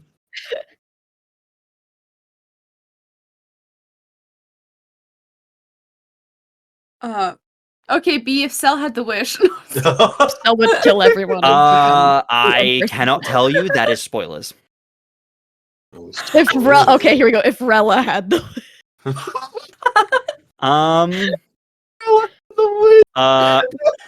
Rella would. It would be something dumb. It would be something dumb. She'd like. It would be the stupidest thing. Like, so I can get anything I want from this. Just fucking. All right. Want a sandwich? I wish. Yeah. No. It would literally be. It would literally be. You know when you see those memes where it's like the genie giving me a sixth wish just out of curiosity to see if I'll ask for a sixth beer. That's Rella. Yeah. That's Rella. Yeah. Okay, Like, I have something. She I would want for somehow Rella. get a second wish. They'd be like, no, you can't just wish for that. Like, you gotta, come on. If I had my dream happen, which is like what Rella's fate would be, I want Rella to be the new broker so bad. Oh because my god. because she wanted to find the underground fighting ring, and she could beat the crap out of anyone that tries to take that position from her. Real. And then we'd have Mm-hmm. such a good ally in Mistral City's underground along with the outsiders. So we would have like both sides of the underground there on our side, which would be huge for information gathering while we're away. That would be Bring big, that up yeah. in session. Bring that up in session. We'll You make it could. happen. That's truly, yeah. See where We'll things make go it with that happen. plot line, and maybe that's an idea. I want it. I'd miss her, but we'd have to find a way to communicate with her because I like her. And I also like learned this today. I was at work looking up D&D spells, as I sometimes do, because I had a thought and I realized Veldren's the only one that can take sending. Yeah. At level 11. Yep. None of us. We don't have clerics. We don't have an aberrant mind. Guys, it's fine. Yeah. Veldren will die and I'll play a cleric. But If Veldren dies, I leave. damn. Okay, here's the thing with sending as well, as I'm low-key kind of happy that none of you get it until that high of a level, because Abigail, I'm gonna say this to you specifically just because you know things that the others don't. If someone in this group had sending, so many of your problems could be fixed so fast. If you could get a message to the right person without having to physically be somewhere. If it was Veldren, so Veldren many never things met could get that fixed person. with Sybil. Because there's like, only not one physically, but like with all the political shit. Yeah. There's Mhm. only one message Yeah. I want to be able to send to someone. Really? And it won't be until something is done. Message me about This is that. so I want to big. know. I want to know what that is. Yeah. Oh, it's been so long since we last talked about it. It's been so long. Mm-hmm. Yeah, I'll message you about it. Okay. Next question.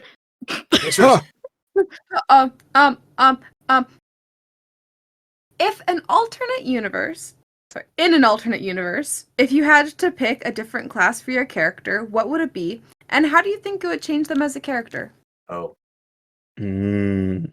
Who This did I is pick to slightly go first different last from our time? other question we had. Because it's a Yeah, slightly how different. it's not a whose powers would you have, it's a how, like, if your character was not the class they were, what would you, in like an alternate universe where perhaps they had a slightly different story but it's still ultimately the same character, what would it be and how would it change them? Yeah.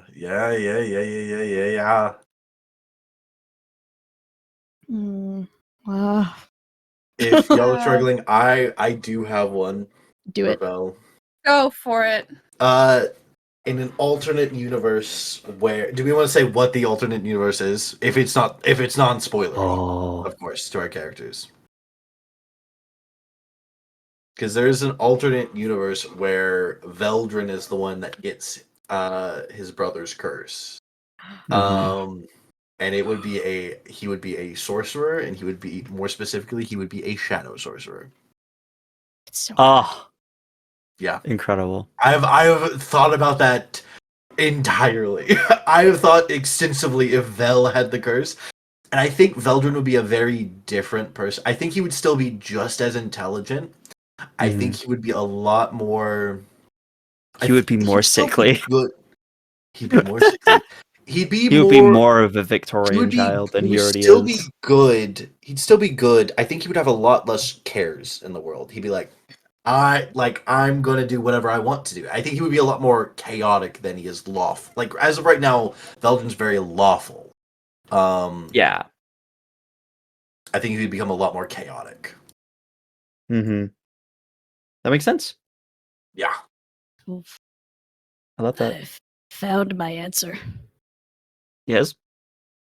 In an alternate universe where Sybil had time to like study and under the council because she was going to take over her parents' role as archivist, I think she would have eventually been able to acquire some magical abilities. So I think she would become like a low level wizard, and maybe to keep with like a connection to Mistra in a way, like divination.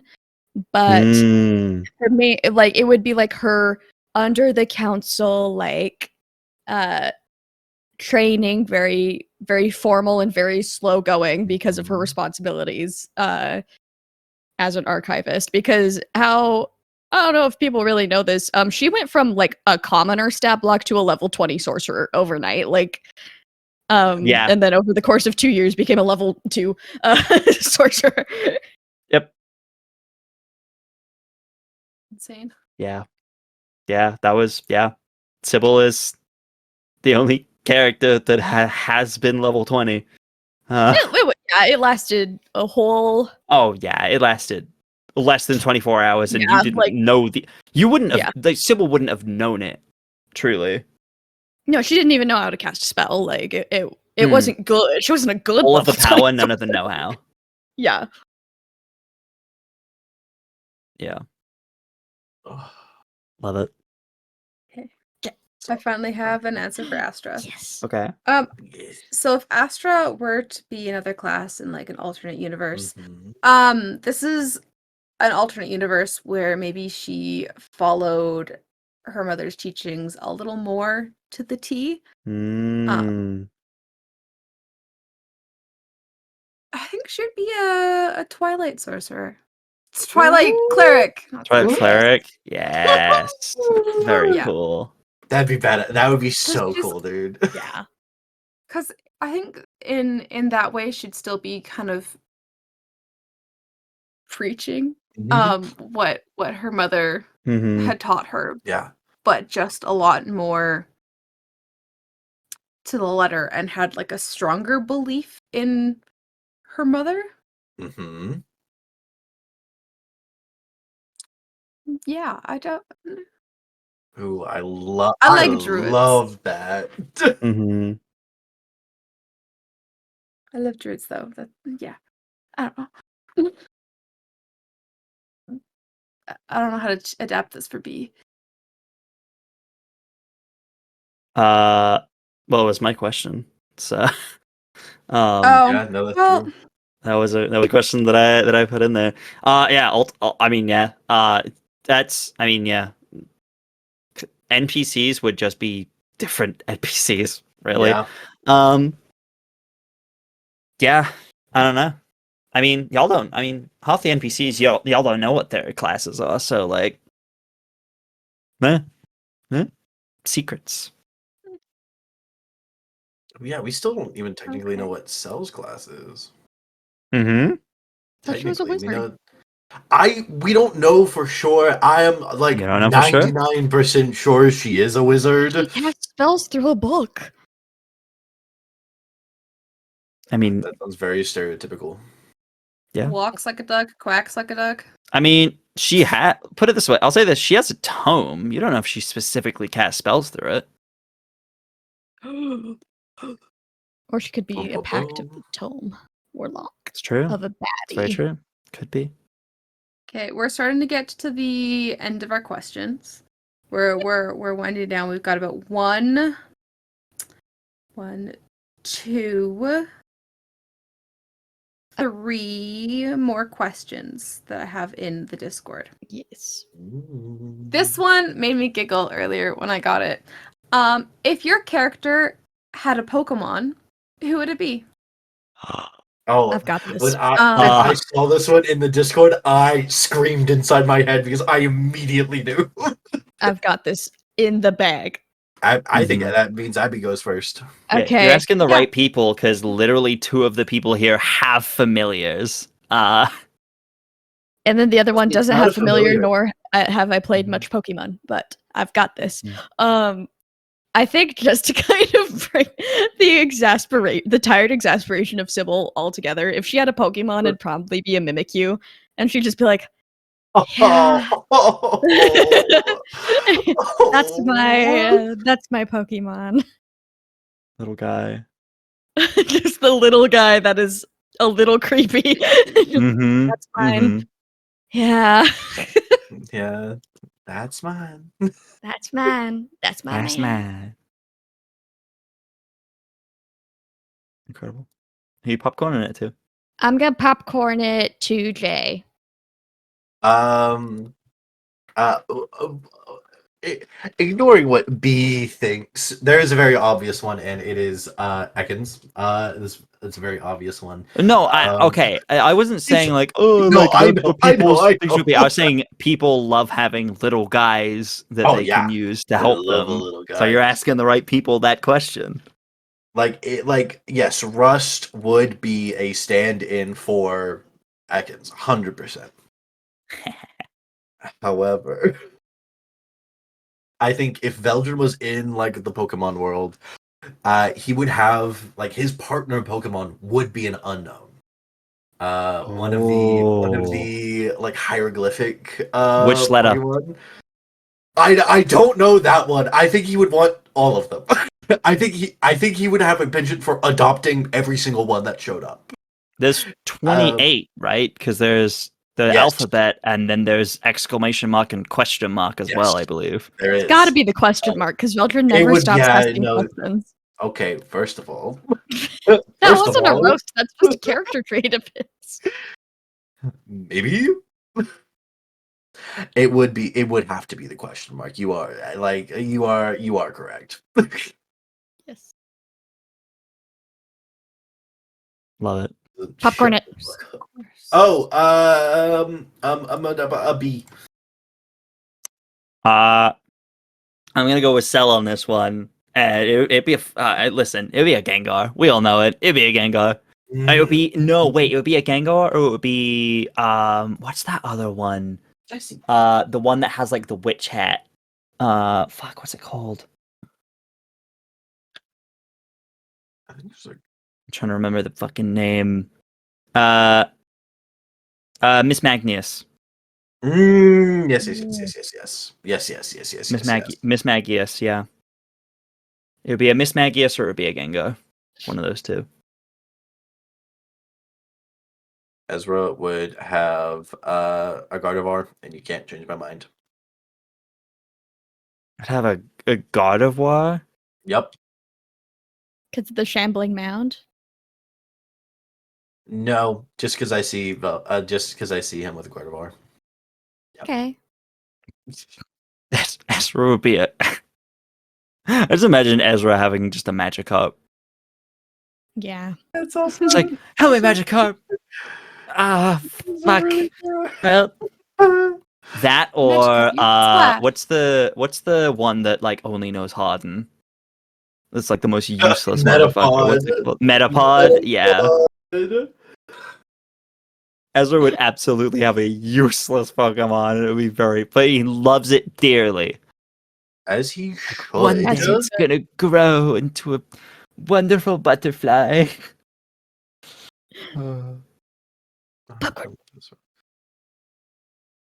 I've got Astra's finally. Okay. Mhm. So my first thought was Staryu. Because I was like, yeah, star themed, let's keep it going. And I'm like, she's not really like a water kind of character. No. Then I went digging. That was me just now as this Mhm. question was being answered by the others was me digging.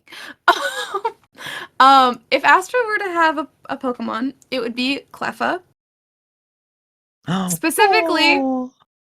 because one, they're friggin' adorable. Have you seen them? No. And then two, on the Pokemon Oh yes.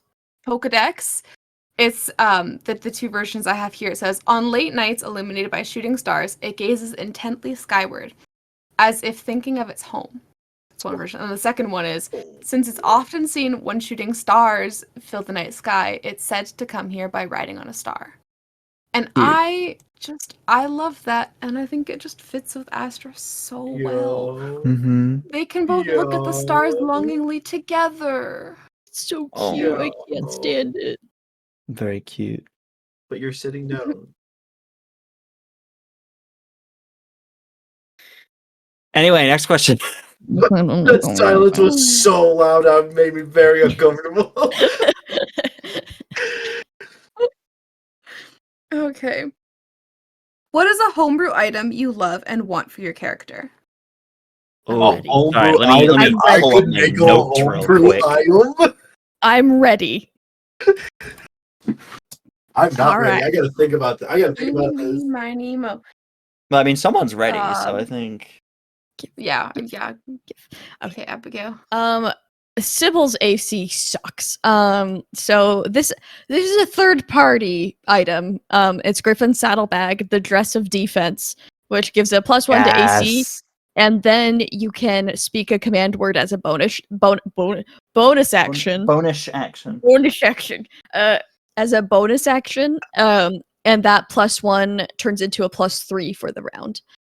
So it's like a free half shield for that round. And I have it for one of my squishy wizards, and I love it because it can be any like dress. So it's also just like a pretty dress and is also useful. Mm-hmm. I want it.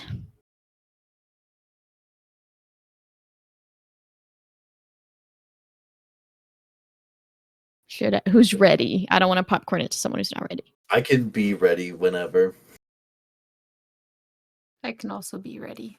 I can go off the gun. Okay, you both said B, so I'm gonna popcorn it over to B. All right. Well, I mean, I guess.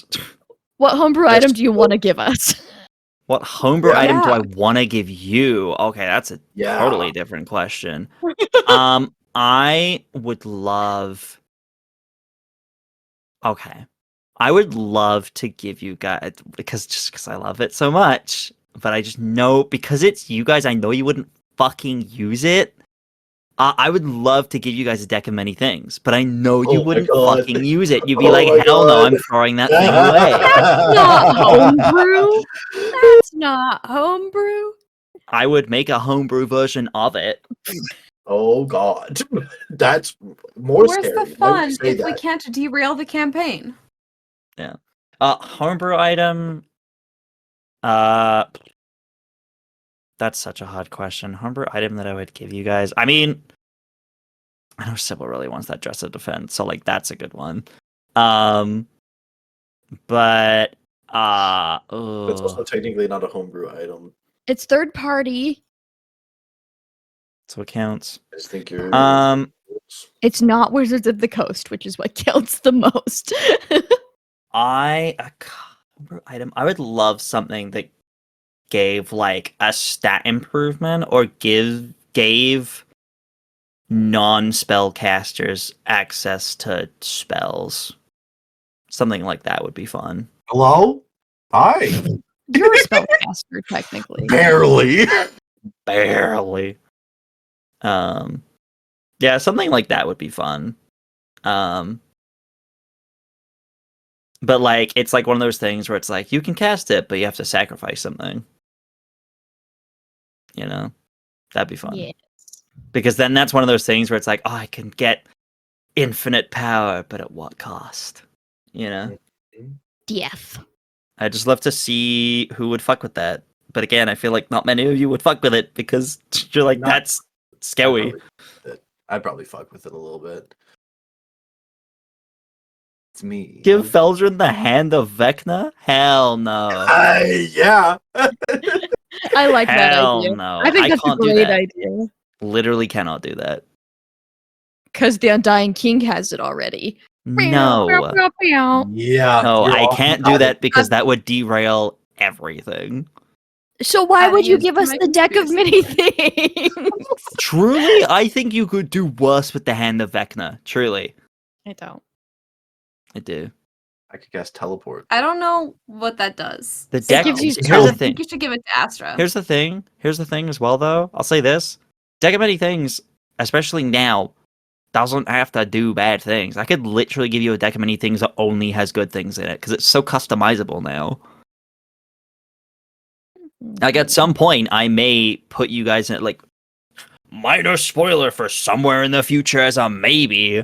I might just have someone like be like, hey, draw from this deck, and it will be a deck of probably mostly good things. And they'll be like, cool, you've drawn one thing, it's gone now, forever. You can never get it back. You know? I might do something like that. Who knows? Hey, if you ever need a different deck of cards. Yes. That deck is I've so got cool. these. Yeah. I've got these. Yeah. They're really good and really bad. Yeah. There's some really bad ones.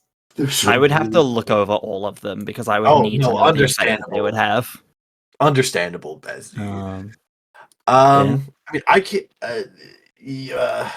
Popcorn.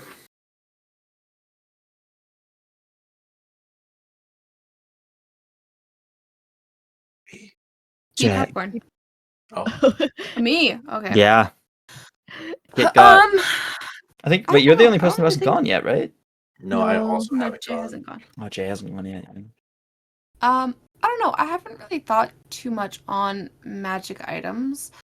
In a way, Astra's dress is a homebrew magic item. In a not really kind of way. Eh.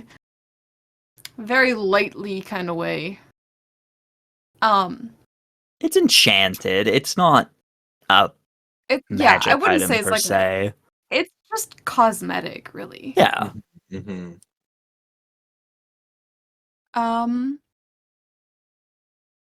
Yeah, I really don't know. That's my honest answer. I don't know. I don't pay too much attention to magic items. A I love wand of when I get them, stars. but I don't. Give it. I mean, there is a cloak Crown. of stars, or the crown. Yeah. Like what's it called? I can't Oh, remember.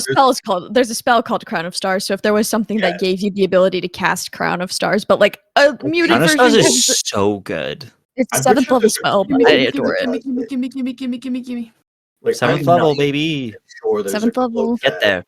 Get to 7th level and don't die, and we'll see. Get to 7th level and then somehow get access to Crown of Stars, because I don't think Druids Yeah. get it. All right, Slay. Your turn, Jay. I would adore an item that lets Veldren sacrifice a certain number of sneak attack damage in a round to give his blades like a magical effect.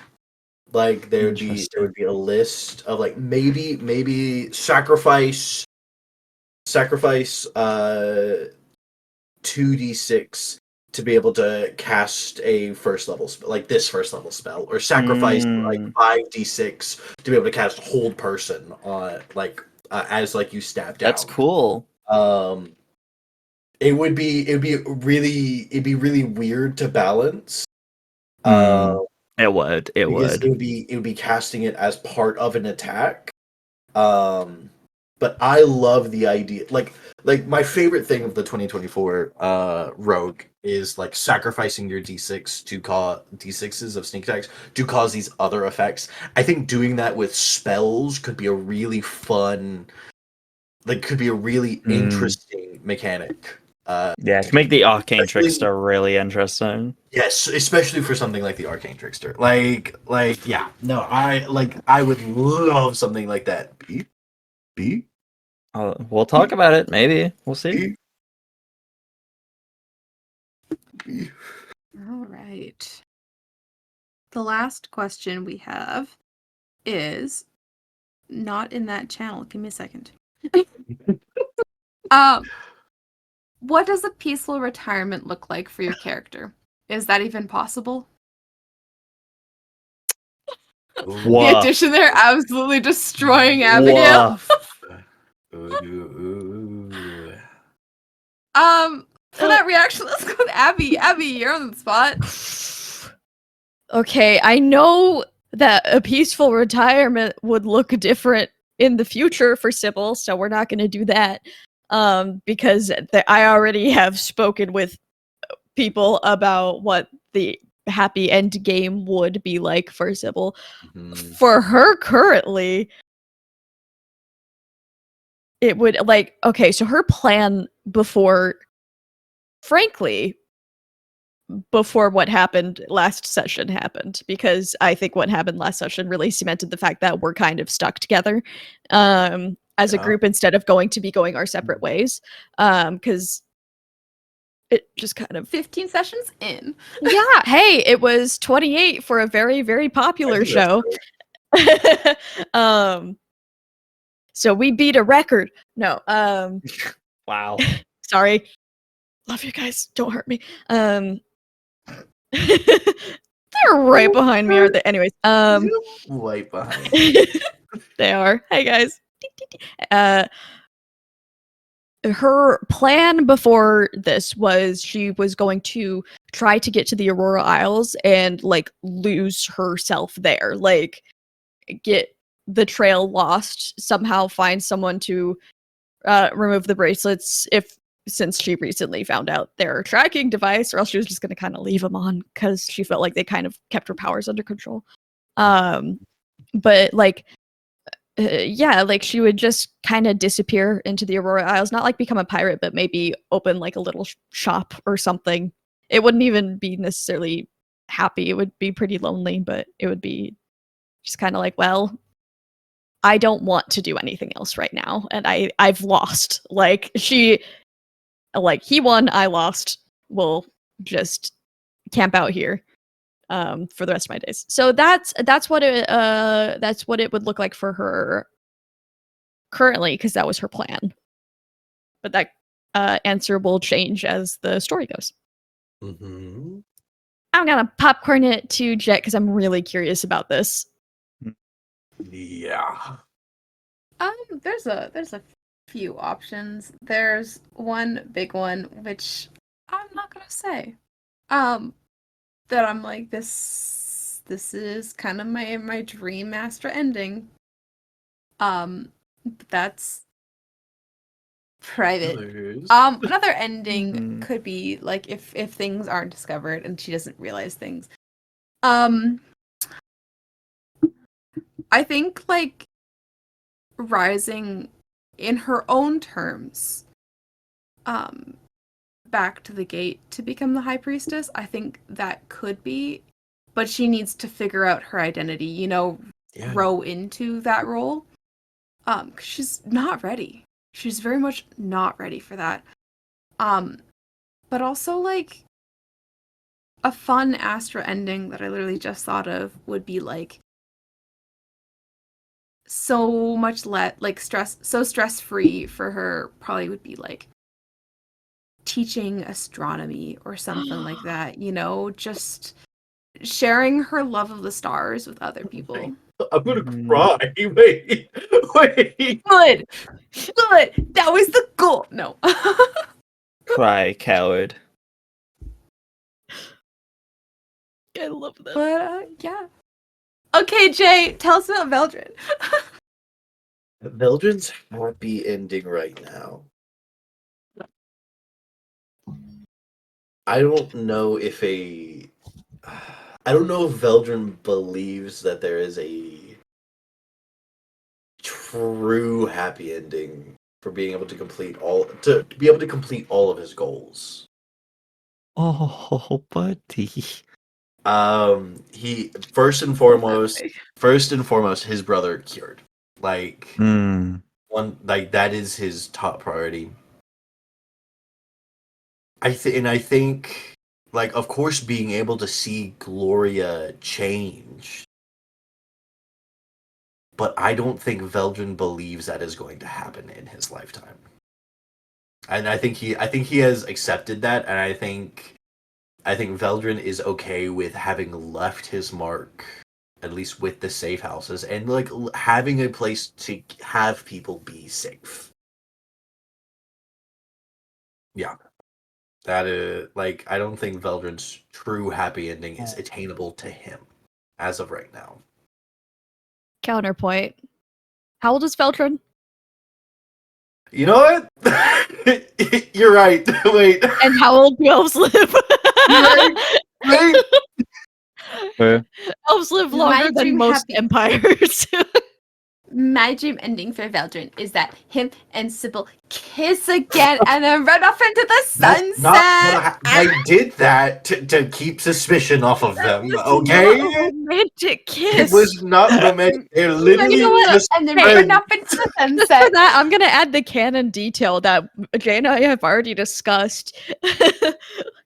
It had to be gross and sloppy to make the guard uncomfortable enough to leave. No, it did. No, that is actually established. Yeah. That's so established. interesting. Well, it wasn't romantic. It was Yikes. yucky. Yes, it was yucky. So no, I'll change my answer a little bit then. Seeing Gloria changed for the better, and I think if he was able to accomplish that, I think Veldren would love to become a professor. I think he would love to teach magic. Wait.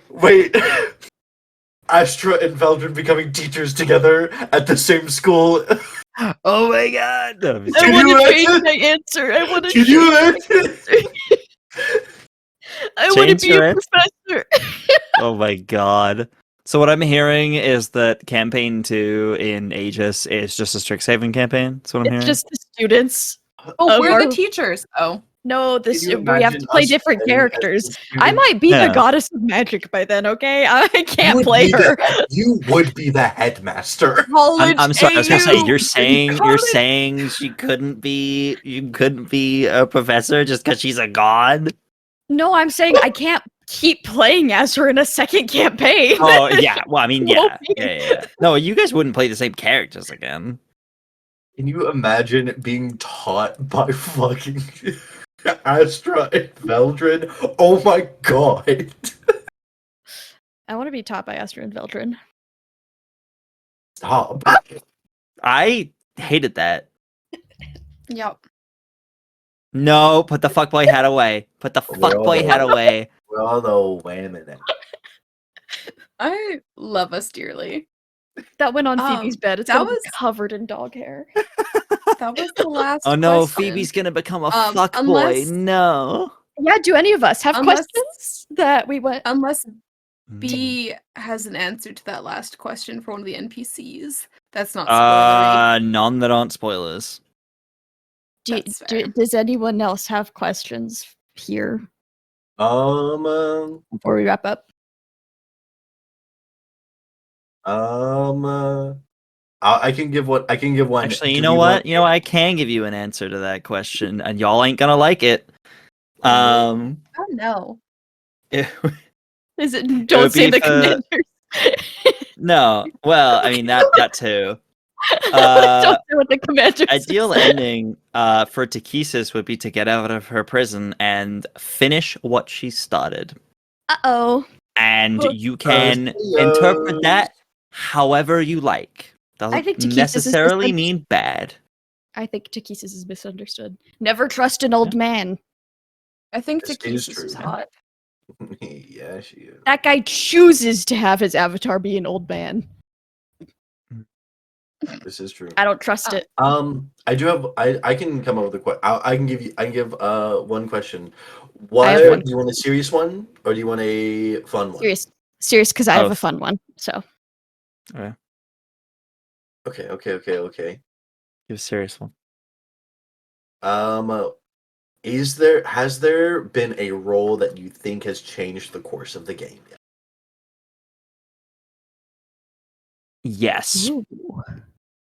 Ooh, I was really interested in B's question. Yeah. I was really Yes. interested in B's. Absolutely, yeah. But like that could like not even change the game, but maybe change the game for your character. Like has there been a role that has happened? Mhm. I Recently, can think of one for I can think of one for Sybil recently. two nat ones in a row. Um, Oh, it's that I darn Tibbers. Tibbers for sure. I can go first since it is my question because I did have a little bit of thinking. It wasn't like any special roll or anything. It's when I rolled really well on stealth that very first time that I was like, oh, Veldren is used to working alone. Like I was like, Mhm. Veldren is a loner in some ways. Like, and that's really what established for me. In that moment, I was like, oh fuck, no. Yeah. I know specific the my answer being yes so confidently. I know exactly what it is as well, and I'll Yeah. tell you. Yeah, go for it. Iridia's natural one on survival when you guys left Ambercrest. Oh no, yeah. Changed the Yeah. campaign fundamentally. We wouldn't Like have you guys wouldn't have gone to the ship. Y'all Wouldn't wouldn't have have gone like fought the mind flare. Y'all wouldn't have learned a bunch of stuff from that. Y'all No wouldn't have Zydus. met Zydus. yeah, Zydus You wouldn't weird. know about Yeah. those greater things going on outside of Aegis. Like Yeah. so much stuff you guys wouldn't know if it weren't for that one natural one Yeah. sending you guys in that direction. Yeah. There was such a small chance of that happening. Like, I put it in there in my notes. It's like if they go to the ship, some things will happen. If they go to a ship, because I had very specifically been like I was going to say, like, on your travels, it's like, in the far distance, you see this ship that is a remnant. And as you know, you're not supposed to go there. Anyway, moving on, and would have just and it would have been a thing that you would have had to have gone far out of your way to get to. There wouldn't have been it would have been a background item on the flatline landscape that would have been more lore for the world than anything else. Not for you to go and explore unless you actively went out of your way. Yeah. And then you did because of a natural one. And it was great. I It's didn't so good. try to. What are What are you two giggling about? What the fuck is giggling at? What's going on? What did you do? What did I miss? The eye contact while applying lip gloss. I was mocking Jet applying lip gloss and was putting on chapstick. I got on my teeth. God, that's fucked up.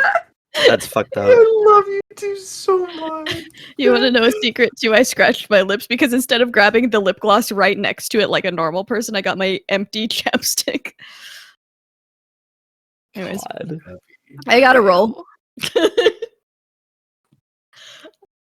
Yeah, it was. Yeah, for Sybil, it was definitely the two nat the 2 nat 1s on magic surges. While it was comedic and the timing was funny, later that led to her finding out that her bracelets are tracking devices, which was an idea I gave to be a while ago and then promptly forgot about. So was in that moment you went, oh fuck. oh I just right. I just love that over and over again you guys keep going keep mentioning things and then forgetting and then being surprised when I remember. I'm like, hey, remember when you told me that thing? I've never done that. I've I never didn't told you forget. anything I in didn't my forget life. The only details I don't forget is the exact great strategy to make Sybil get back to where she was. And I'm never going to reveal that outside of here because I want it to happen in game so bad. I want it to I happen have a in word for so bad. That would be so Astra's rough. conversation. That Yeah. the first time. It would be awesome. It would be so cool. Anyways, that's it for her. So the role, was it Astra or Iridia? It might have been both of us when we rolled when we were on the road and we found that the guards and Rella and Ezra and them that fight and us Sybil and Astra failing their stealth rolls led to that creepy situation when then Astra got angry for the first time. And then now more recently, like another one that's kind of hit that point home is when she failed the rolls like for her emotions and got angry. And then her fingertips moved up. And I think that really changed Astra. Like, they're not the same Astra. She had no worries, and now she's so full of worries. And it's just gonna get worse. I need the two of them to talk. Desperately Desperately need the two of them to talk. Oh, before I give my question, I have two questions I really want answered, and I can't. But there's a theory I forgot to say earlier about Astra because I was too distracted by another theory I had about Astra. I have a theory about Astra's roles and consequences, and I don't think this is the case, but I think it'd just be so cool if whenever their emotions aligned with one of the deadly sins, that's when the role has to happen. So that was envy. When that role happened, like, oh, I think that'd be tasty. That's especially for such a pure interesting. I hope I'm right. That'd be so cool. So interesting. I love that theory. I love it. Well, my favorite trope is when people like personify or add to their characters like the 5 stages of grief or the horsemen of the apocalypse or the 7 deadly sins. Like those kinds of things are just very fun. All right. Okay, I get serious or silly. Silly. We've had a couple serious ones. Okay. What out of any song? So I'm gonna have to have you guys narrow down those Spotify playlists. What is one song that you think encapsulates your character the best? The most out of all the songs. Oh, no, yeah, I've got it. Yeah. No, I thought about this one. I thought about this one earlier because I thought about having this on my questions too. Oh, wait. Can I pick 2? Sure. Well, that's not what the question was. Hang on. No. I've got one. Mm. It's been the same song for the whole campaign, basically. I've said at the start of the campaign, Notre Dame by Paris Paloma. I adore that song. I feel like it fits Astra so perfectly. Read the lyrics, listen to the song, please. And sorry, I was distracted typing something. What was the question? Oh, if your character had one song that encapsulates them. B, I have a question for you. What do you think the campaign theme song would be? The campaign theme song? I have a submission, and I've had a submission for the campaign theme song before, but everyone thinks it's Please. too funny. Oh, which is Bones by Imagine Dragons. I know it's the boys' theme song. I know it's a meme, but the lyrics are about having magic in your bones and feeling like you're losing all control because there's magic in your bones. All of us are magic I in a love place. that meme. I love that meme, and I'm all for it. Truly, I'm just imagining, imagining specifically the meme that came from that, where it's like the freeze frame meme, and I'm just imagining all the dumb shit you guys do in this freeze framing Aegis. It's just Bones playing. Oh, theme song for this campaign. Oh, one that's like fully encapsulating. I don't know. I don't know if I have a set one for this game because there's so much going on and there's so many.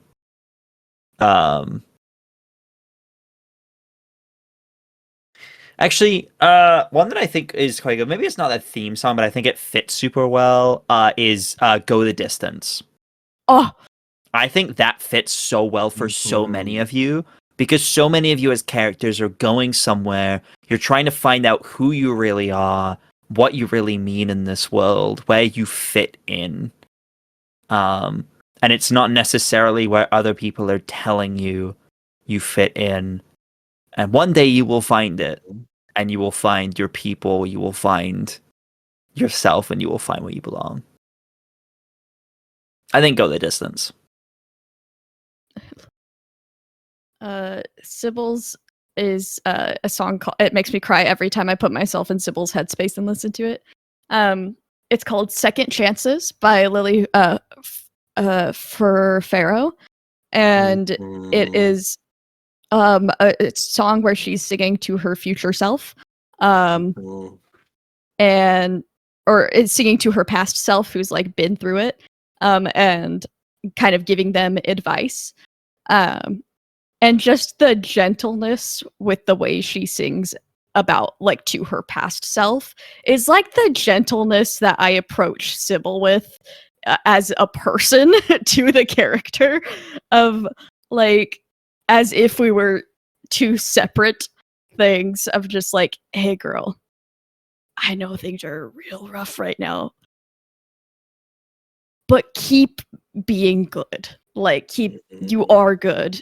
Don't lose that part of you. And I know that you're like people. There's one part where it says people may come to you like covered in blood, like as if they've done something bad, and it's like keep like be there for them. It's such a good song, and I literally cannot not picture Sybil in it when I listen to it. And yes, every single time I get choked up. I'm listening to it right now, which is a bad idea. Oh, it's so good.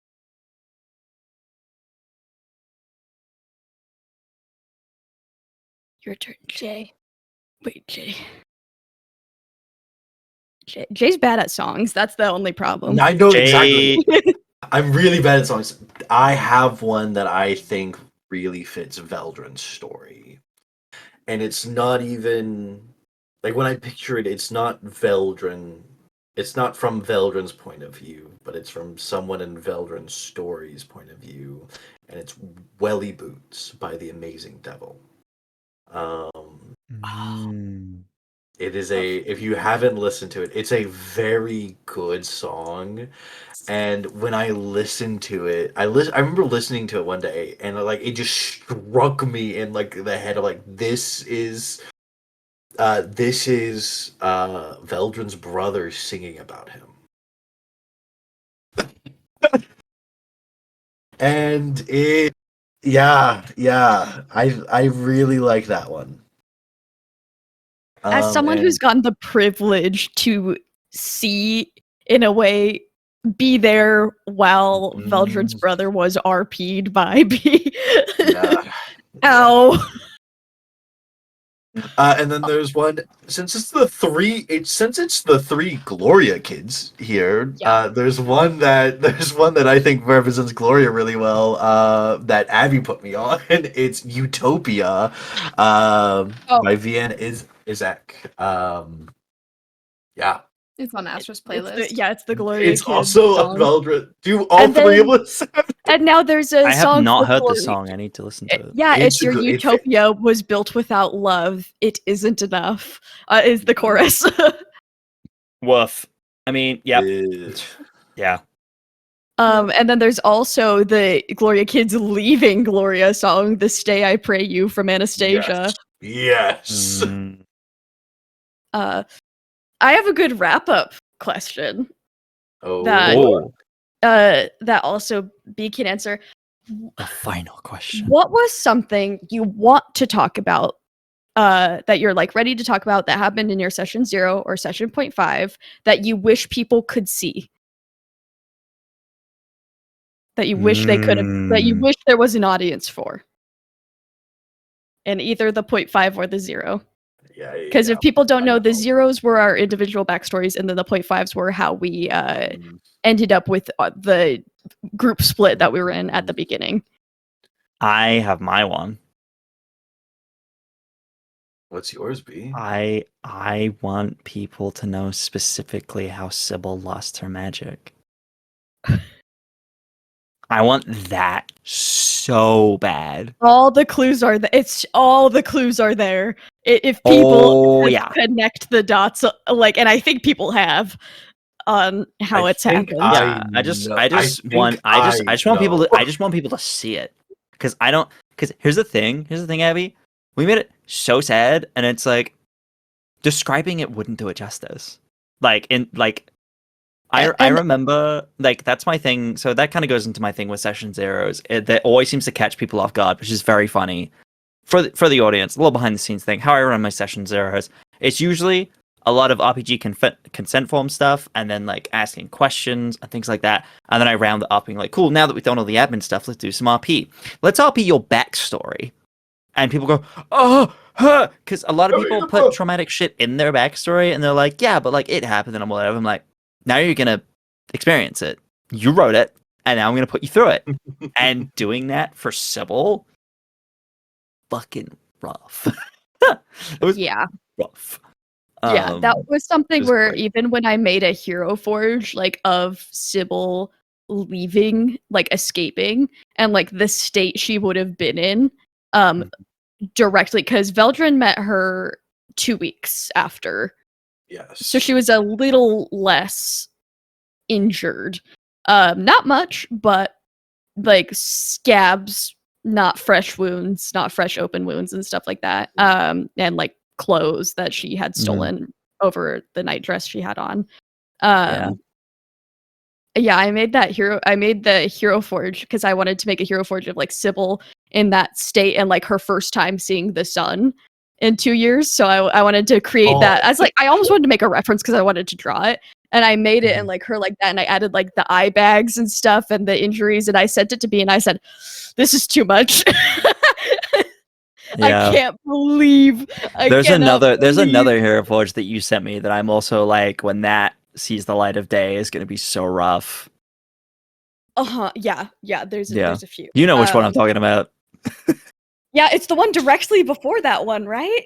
Yep. Or is it the one you made? Yeah. Mhm. Of her actually being captured. Yeah, I don't know. Those are 2 hero forges I genuinely don't know if I'll ever send to the Discord or anything. They're pretty dark. and I'm popcorning it to you, Jay. Yeah, that's right. Don't point that gun at anyone else. Yeah. How about pick something from a 0 and a 0.5? That might be fun. Then you have to pick one from 0.5 too. What? I would love, because they're so different.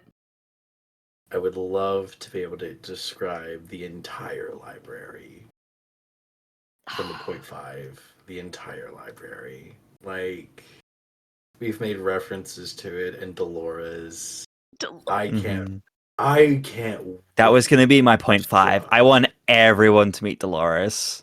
So bad. I really want Astra to meet Dolores. Oh my god. I think Aurelia will also love. Everyone will love Dolores. That's something I'm really looking forward to. And for my session 0,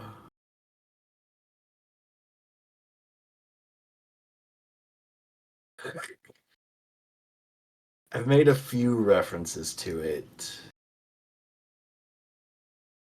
but the moment with B was the moment with Iso. Oh, yep. I would Yep. love for that to Issa come was a out. character that's not going to come that's up for not something. so long, but yeah. I know. Yeah. But just not even meeting him, but what happened there. Mm-hmm. There's a very specific thing that happened there that has changed, that has helped change who Veldren is. Mm-hmm. Mm-hmm. Yeah.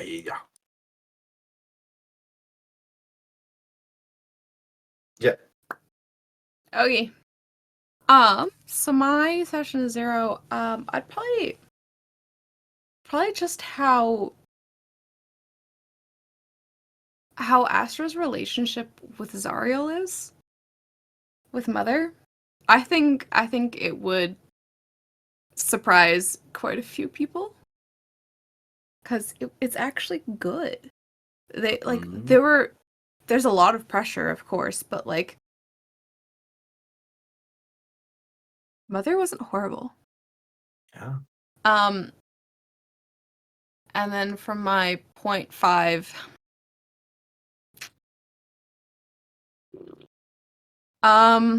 it's a little harder. You also The don't have to place, answer. the place you went. Yeah. Mm-hmm. So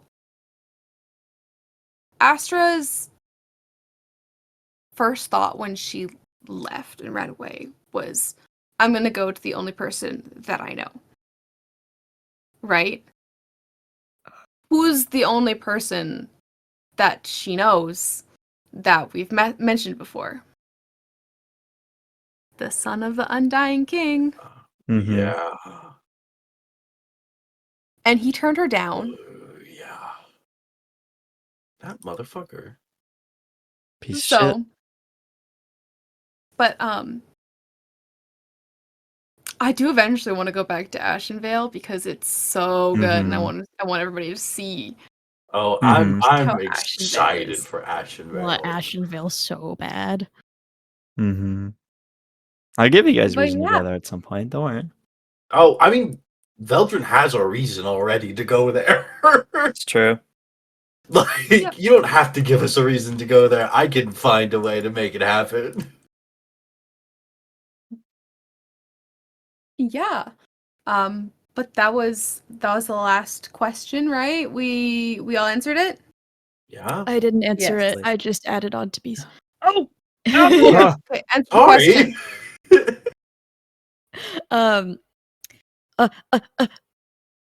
for the session 0, it was so dark. Mm-hmm. There was a moment with a character who I have a lot of complex feelings about. And the character has been brought up before in which is Calliope. Calliope Fulmir. Calliope's not innocent. But she did help Sybil escape. But Sybil thought it was one of the mind games that had been used to make her use her magic. And that part was heartbreaking. Because, we fast forwarded through the 2 years and stuff. So going from like the fresh grief and then like a year later, like the refreshed emotions after like trying to kind of fight back a little, and then by year 2 just being like near death because she had 2 runes left. That with Calliope and her just thinking that, and then Calliope hugged her, and that just like playing that of Sybil just like being like stiffened by that, not knowing what to do. That was really fun to play that dynamic because I didn't know. I mean, I knew Calliope helped her out but Mhm. I didn't expect Calliope to show any remorse. Like, I thought it would be internal and just like, get out. Like, and no, she Mhm. was like, I'm so sorry, and hugged her and was like, you poor thing. Like, I'm so sorry about this. Mhm. And that I just wasn't expecting. So that was really cool. A complex character I am excited to know more about if she's not dead, Who knows? which she might be. And then point 5. The way Veldren and Sybil met was interesting. Oh, And so good. and yeah, Jay, you can hop onto this too. But Veldren helped Sybil get away from the guards, but first it was her running, and she ran it, and he started running alongside her and was like, so do you need help? And she was like, sure. And they were like, okay, this way. She was like, okay, and just didn't go the way that Veldren went. Because she was like, why on earth would I go somewhere after being That's so She valid. immediately That's so almost valid. got caught again. I rolled a natural 1 after that you- to just perceive to- the guards up ahead, and then fully the guards like each grabbed one of her arms, and then Veldren was like, oh my gosh, sweetheart, I can't believe I lost you. And the guards were like, no, absolutely, this is not working on us. Stop talking. Yeah, and so then Rust saved, helped save the day. Rust saved the day with a natural 20 A natural intimidation. Natural 20 intimidation with a -3 to intimidation. And then Dolores thought we were dating. That is true. We almost got arrested. Dolores our is the session point 5. original Veldren Sybil shipper. Yeah. Our session No, point that's 5 was almost a 2 hours longer prison break because we were so Yeah. close to being arrested. Oh, yeah. No, it was pretty bad. It was pretty bad. It was. Yeah.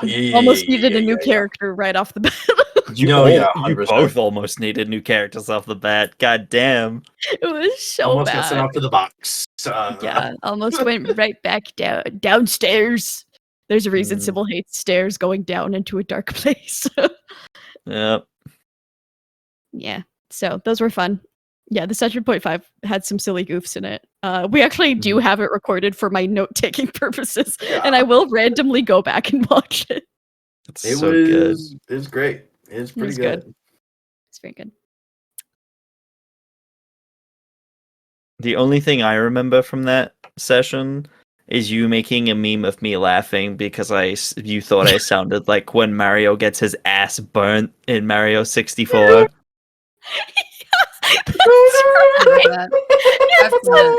It's such a good meme too. It's so fucked up. It's so so fucked up. Oh, is It's it fucked? Is it fucked up whenever people make memes of you? It's so good. Yeah, Jay, and it's funny. He literally laughed like Mario in Mario 64. No, it's uncanny. It's the same thing as do the ha ha ha ha. Yeah. I gotta go find it. Anyways, continue. Send it to me and I'll play the audio up. Send it to me and I'll play the audio on the stream. Gosh. Okay, I have so to go that back everyone and can go fucking far in our hear it. Because I think I sent it to you in DMs and you were like, what? Wait, I know I sent it to Jay first, so I'm gonna go to Jay. Oh my gosh. Okay, go do the thing. Stall. Everyone stall.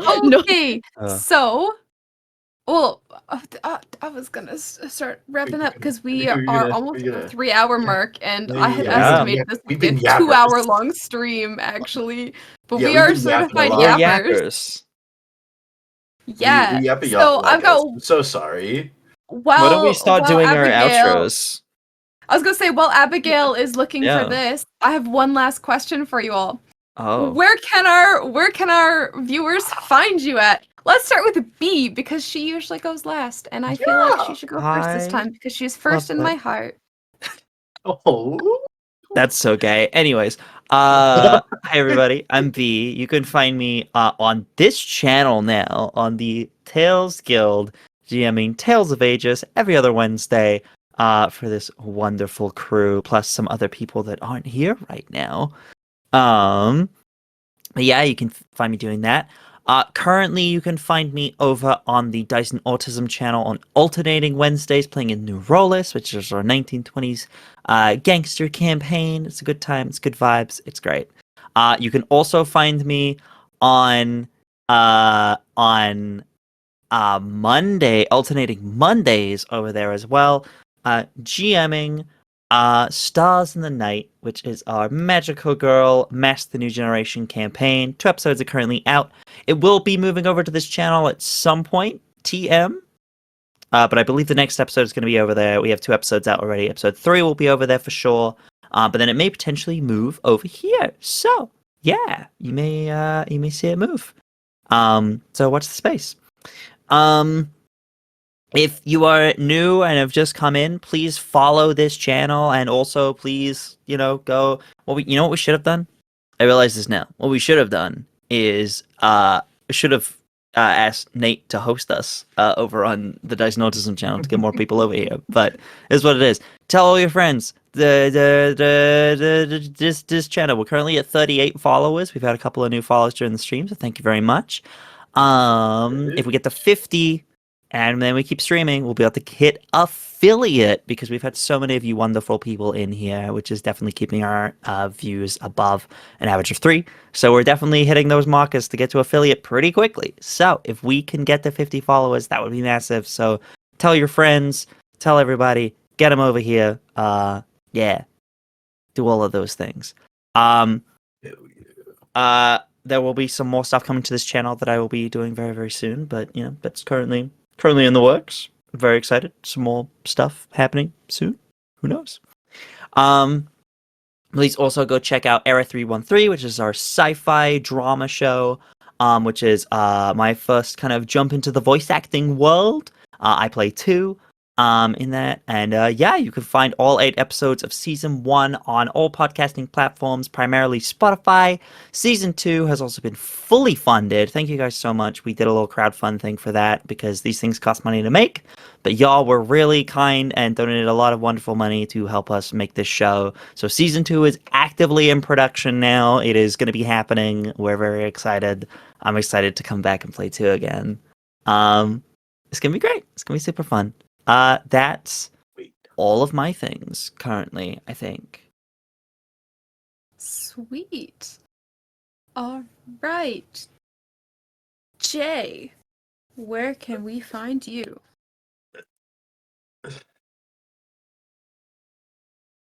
Wowed.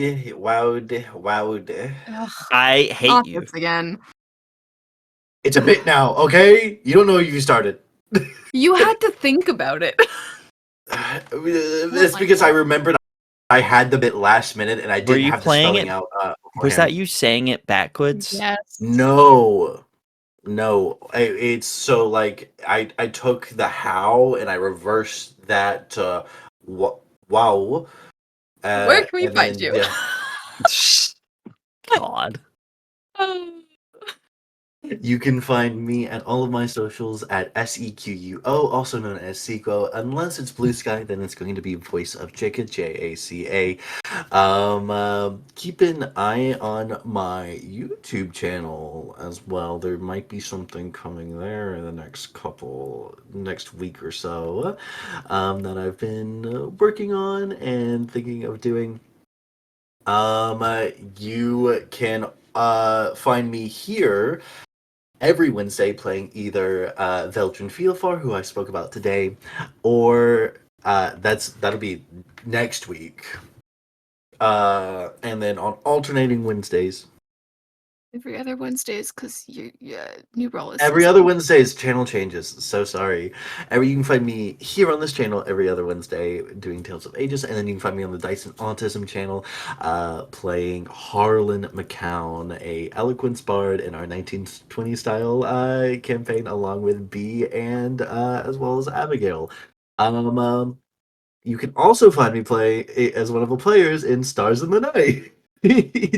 Keep an eye out for future projects that I may or may not be upon that I cannot speak about as of right now. I've been threatened into silence. It's true. Good. And then you What? can find me as an Did threaten occasion. Kay yesterday. You. Well, now it's Abby. Shush. Oh, true. You can also find me as an occasional guest player host on Tabletop Joysticks, a little channel where a bunch of us like to play games, and you'll see a lot of familiar faces from there. But it's very chill. It's very hangout. Come watch us play some Repo sometime. Literally everybody on stream right now, all of our faces are the owners of We're the tabletop tabletop joysticks. joysticks. We are. We are the tabletop joysticks. Wait, say that again. We are Tabletop Joysticks. We are Venom. Sorry. And I think that's everything. You can also find me if you like seeing me play games. You can possibly find me playing games somewhere else sometime soon. I'm ironing out the details on that. Mm-hmm. Vito's. I know. But yeah, that's me. Abby! Hi, I'm Abigail, also known as Abigail the Nerd. You can find me on all socials under that, including my Twitch is now active-ish. And so I'm playing some Oblivion, playing some Stardew Valley, playing some Repo with friends. And it's fun. I don't know. I hope it is. My Stardew Valley farm is spooky farm, and I'm playing Edith the Ghost. And so that's a fun playthrough that I'm excited to get back into. And then you can find me over on Somebody's Heroes on Spotify, playing Aina, a chronologist wizard using the disembodied lineage from Grimhollow. But instead of being connected to the ethereal plane, she is stuck between timelines and is 2,000 years in the future, has been yeeted to Taliva, which is where the campaign is set, and is there to shake things up. So, go listen. It's super fun. There's a lot of chaos, but at its core, it's very, very heartfelt. So go watch it. There's 3 campaigns going on at once throughout it, and they all connect. And so everything connects to each other and affects each other's sessions. And then in September, we're going to start doing some live streams where we mix the groups up, and Taliva may fall. Probably will. Taliva's probably going to fall. It's the whole name of the campaign. So, Name of the movie. yeah. And then, aside from that, you can find me on bi-weekly Wednesdays over on Dice and Autism, playing Lunara on New Rollist with these lovely people. And then on the alternating Wednesdays, you can find me here playing Sybil, which y'all just found out so much behind-the-scenes stuff about. So come back here. You should probably come back here. And yeah, check out Tabletop Joysticks. We're going to get the Twitch channel set up soon so we can start streaming. But it's up, so you can already go and follow it right now. So you should probably do that. Yeah. Yeah. Nerds. Is it just Tabletop Joysticks? Is that the link? Yeah. I Yep. can post the name in chat. And then I'll pass back over. Well, I'll pass to Jet, and then let B know that I did find the video and it is in your DMs. Yeah, I've seen it. I keep Okay. watching it. I know you do. I keep seeing your face. Yo, what up? I'm Jet, or Pingu. You can find me on all social medias as Cause Pingu. That's TikTok, Twitch, Instagram, Blue Sky. I'm not active on Blue Sky. I'm really trying. It's not succeeding. Yeah, and you can find me over on Tabletop Joysticks playing some video games. I need to make the overlays. I've been busy. And the assets. Yeah. It's been a month. Um, and then, yeah, lastly, you can find me here every Wednesday. Every Wednesday, guys. Every Wednesday here on Tales Guild. So either playing as our favorite Stargirl Astra in New Rollis, like we learned today, or new project that we're gonna start. Well, that I guess this could be considered the unofficial soft launch of it. But with my co-conspirator, oh, she's not here. Kate. Couldn't be bothered to show up. Gosh, She just left me. can't believe this. Can't But believe with it is. Hans Kate as Believe my it is. co-host, we will be hosting Tales Guild Table Talks, where we're going to talk all things TTRPGs, maybe even have a few guests and stuff on. Just, your all-around TTRPG talk show. We had been joking about this for months, and now it's actually happening. We've won! Yeah. That's me. Thank you. Are we sharing the audio to that thing? Oh Yeah. All right. Oh yeah. Well, All right. chat. This is for Cool. chat only, so for the rest of you, you'll just have to unmute the stream. But this is a clip from. This is just the audio. I won't play the video. That would take too much setup. But Yeah. this is just a clip. So the first laugh you hear is me, and then the second one is a clip from fucking Mario 64. Here you go, chat. I'm gonna turn the audio on. I hate it. I hate how good it is. It's Right? So good. Right? It's so good. One more time. One more time. I hate it. Anyway, on that note, I think we're done. Here. All right. Thank you for coming. We should raid into Blackwater D&D. Yes, I had a Always. different one lined up, but we can raid Did into we? Blackwater. Yeah, I had Sachi lined up, but Sachi! but we could do Blackwater, either or. Either or. Either or. Flip a coin. Either or. I'm hitting enter. I've had it typed out for ages. I'm gonna do. We're raiding Sachi. Okay, we We're rated Blackwater raiding last Sachi. week anyway, so. Yeah. Spread the love. Never mind. Sachi's raid settings mean that we can't raid them right now Oh, for some reason. It might be because they Blackwater don't D&D. follow us. So it looks like we're raiding Blackwater D&D. New channel. It's fine. Blackwater also doesn't follow us. It's their channel's raid settings, though, right? Oh, got it. Blackwater D&D raid settings do not allow you to raid this at this time. I don't know. Maybe non-affiliated channels can't raid. I don't know. that could be it. That's fair. Get Well, us I to get- affiliate chat. Get us Let's to do affiliate it. Tell and your let's spread friends. the love. Tell your friends. Follow the channel. Yeah, we'll get there. We'll get there. We'll get So it looks there. like we can't raid anyone right now. One day more. Wait, Ryan's live. Can we raid Ryan? Funkmaster Nacho, Master. a good Nacho. friend of B and I. No, we just literally cannot raid anyone just because we're not an affiliate. Oh, And that might be, yeah. That's so fair. All right. we'll get Well, it one day. love. Thank you for coming out. We'll see you guys soon. Say goodbye, everyone.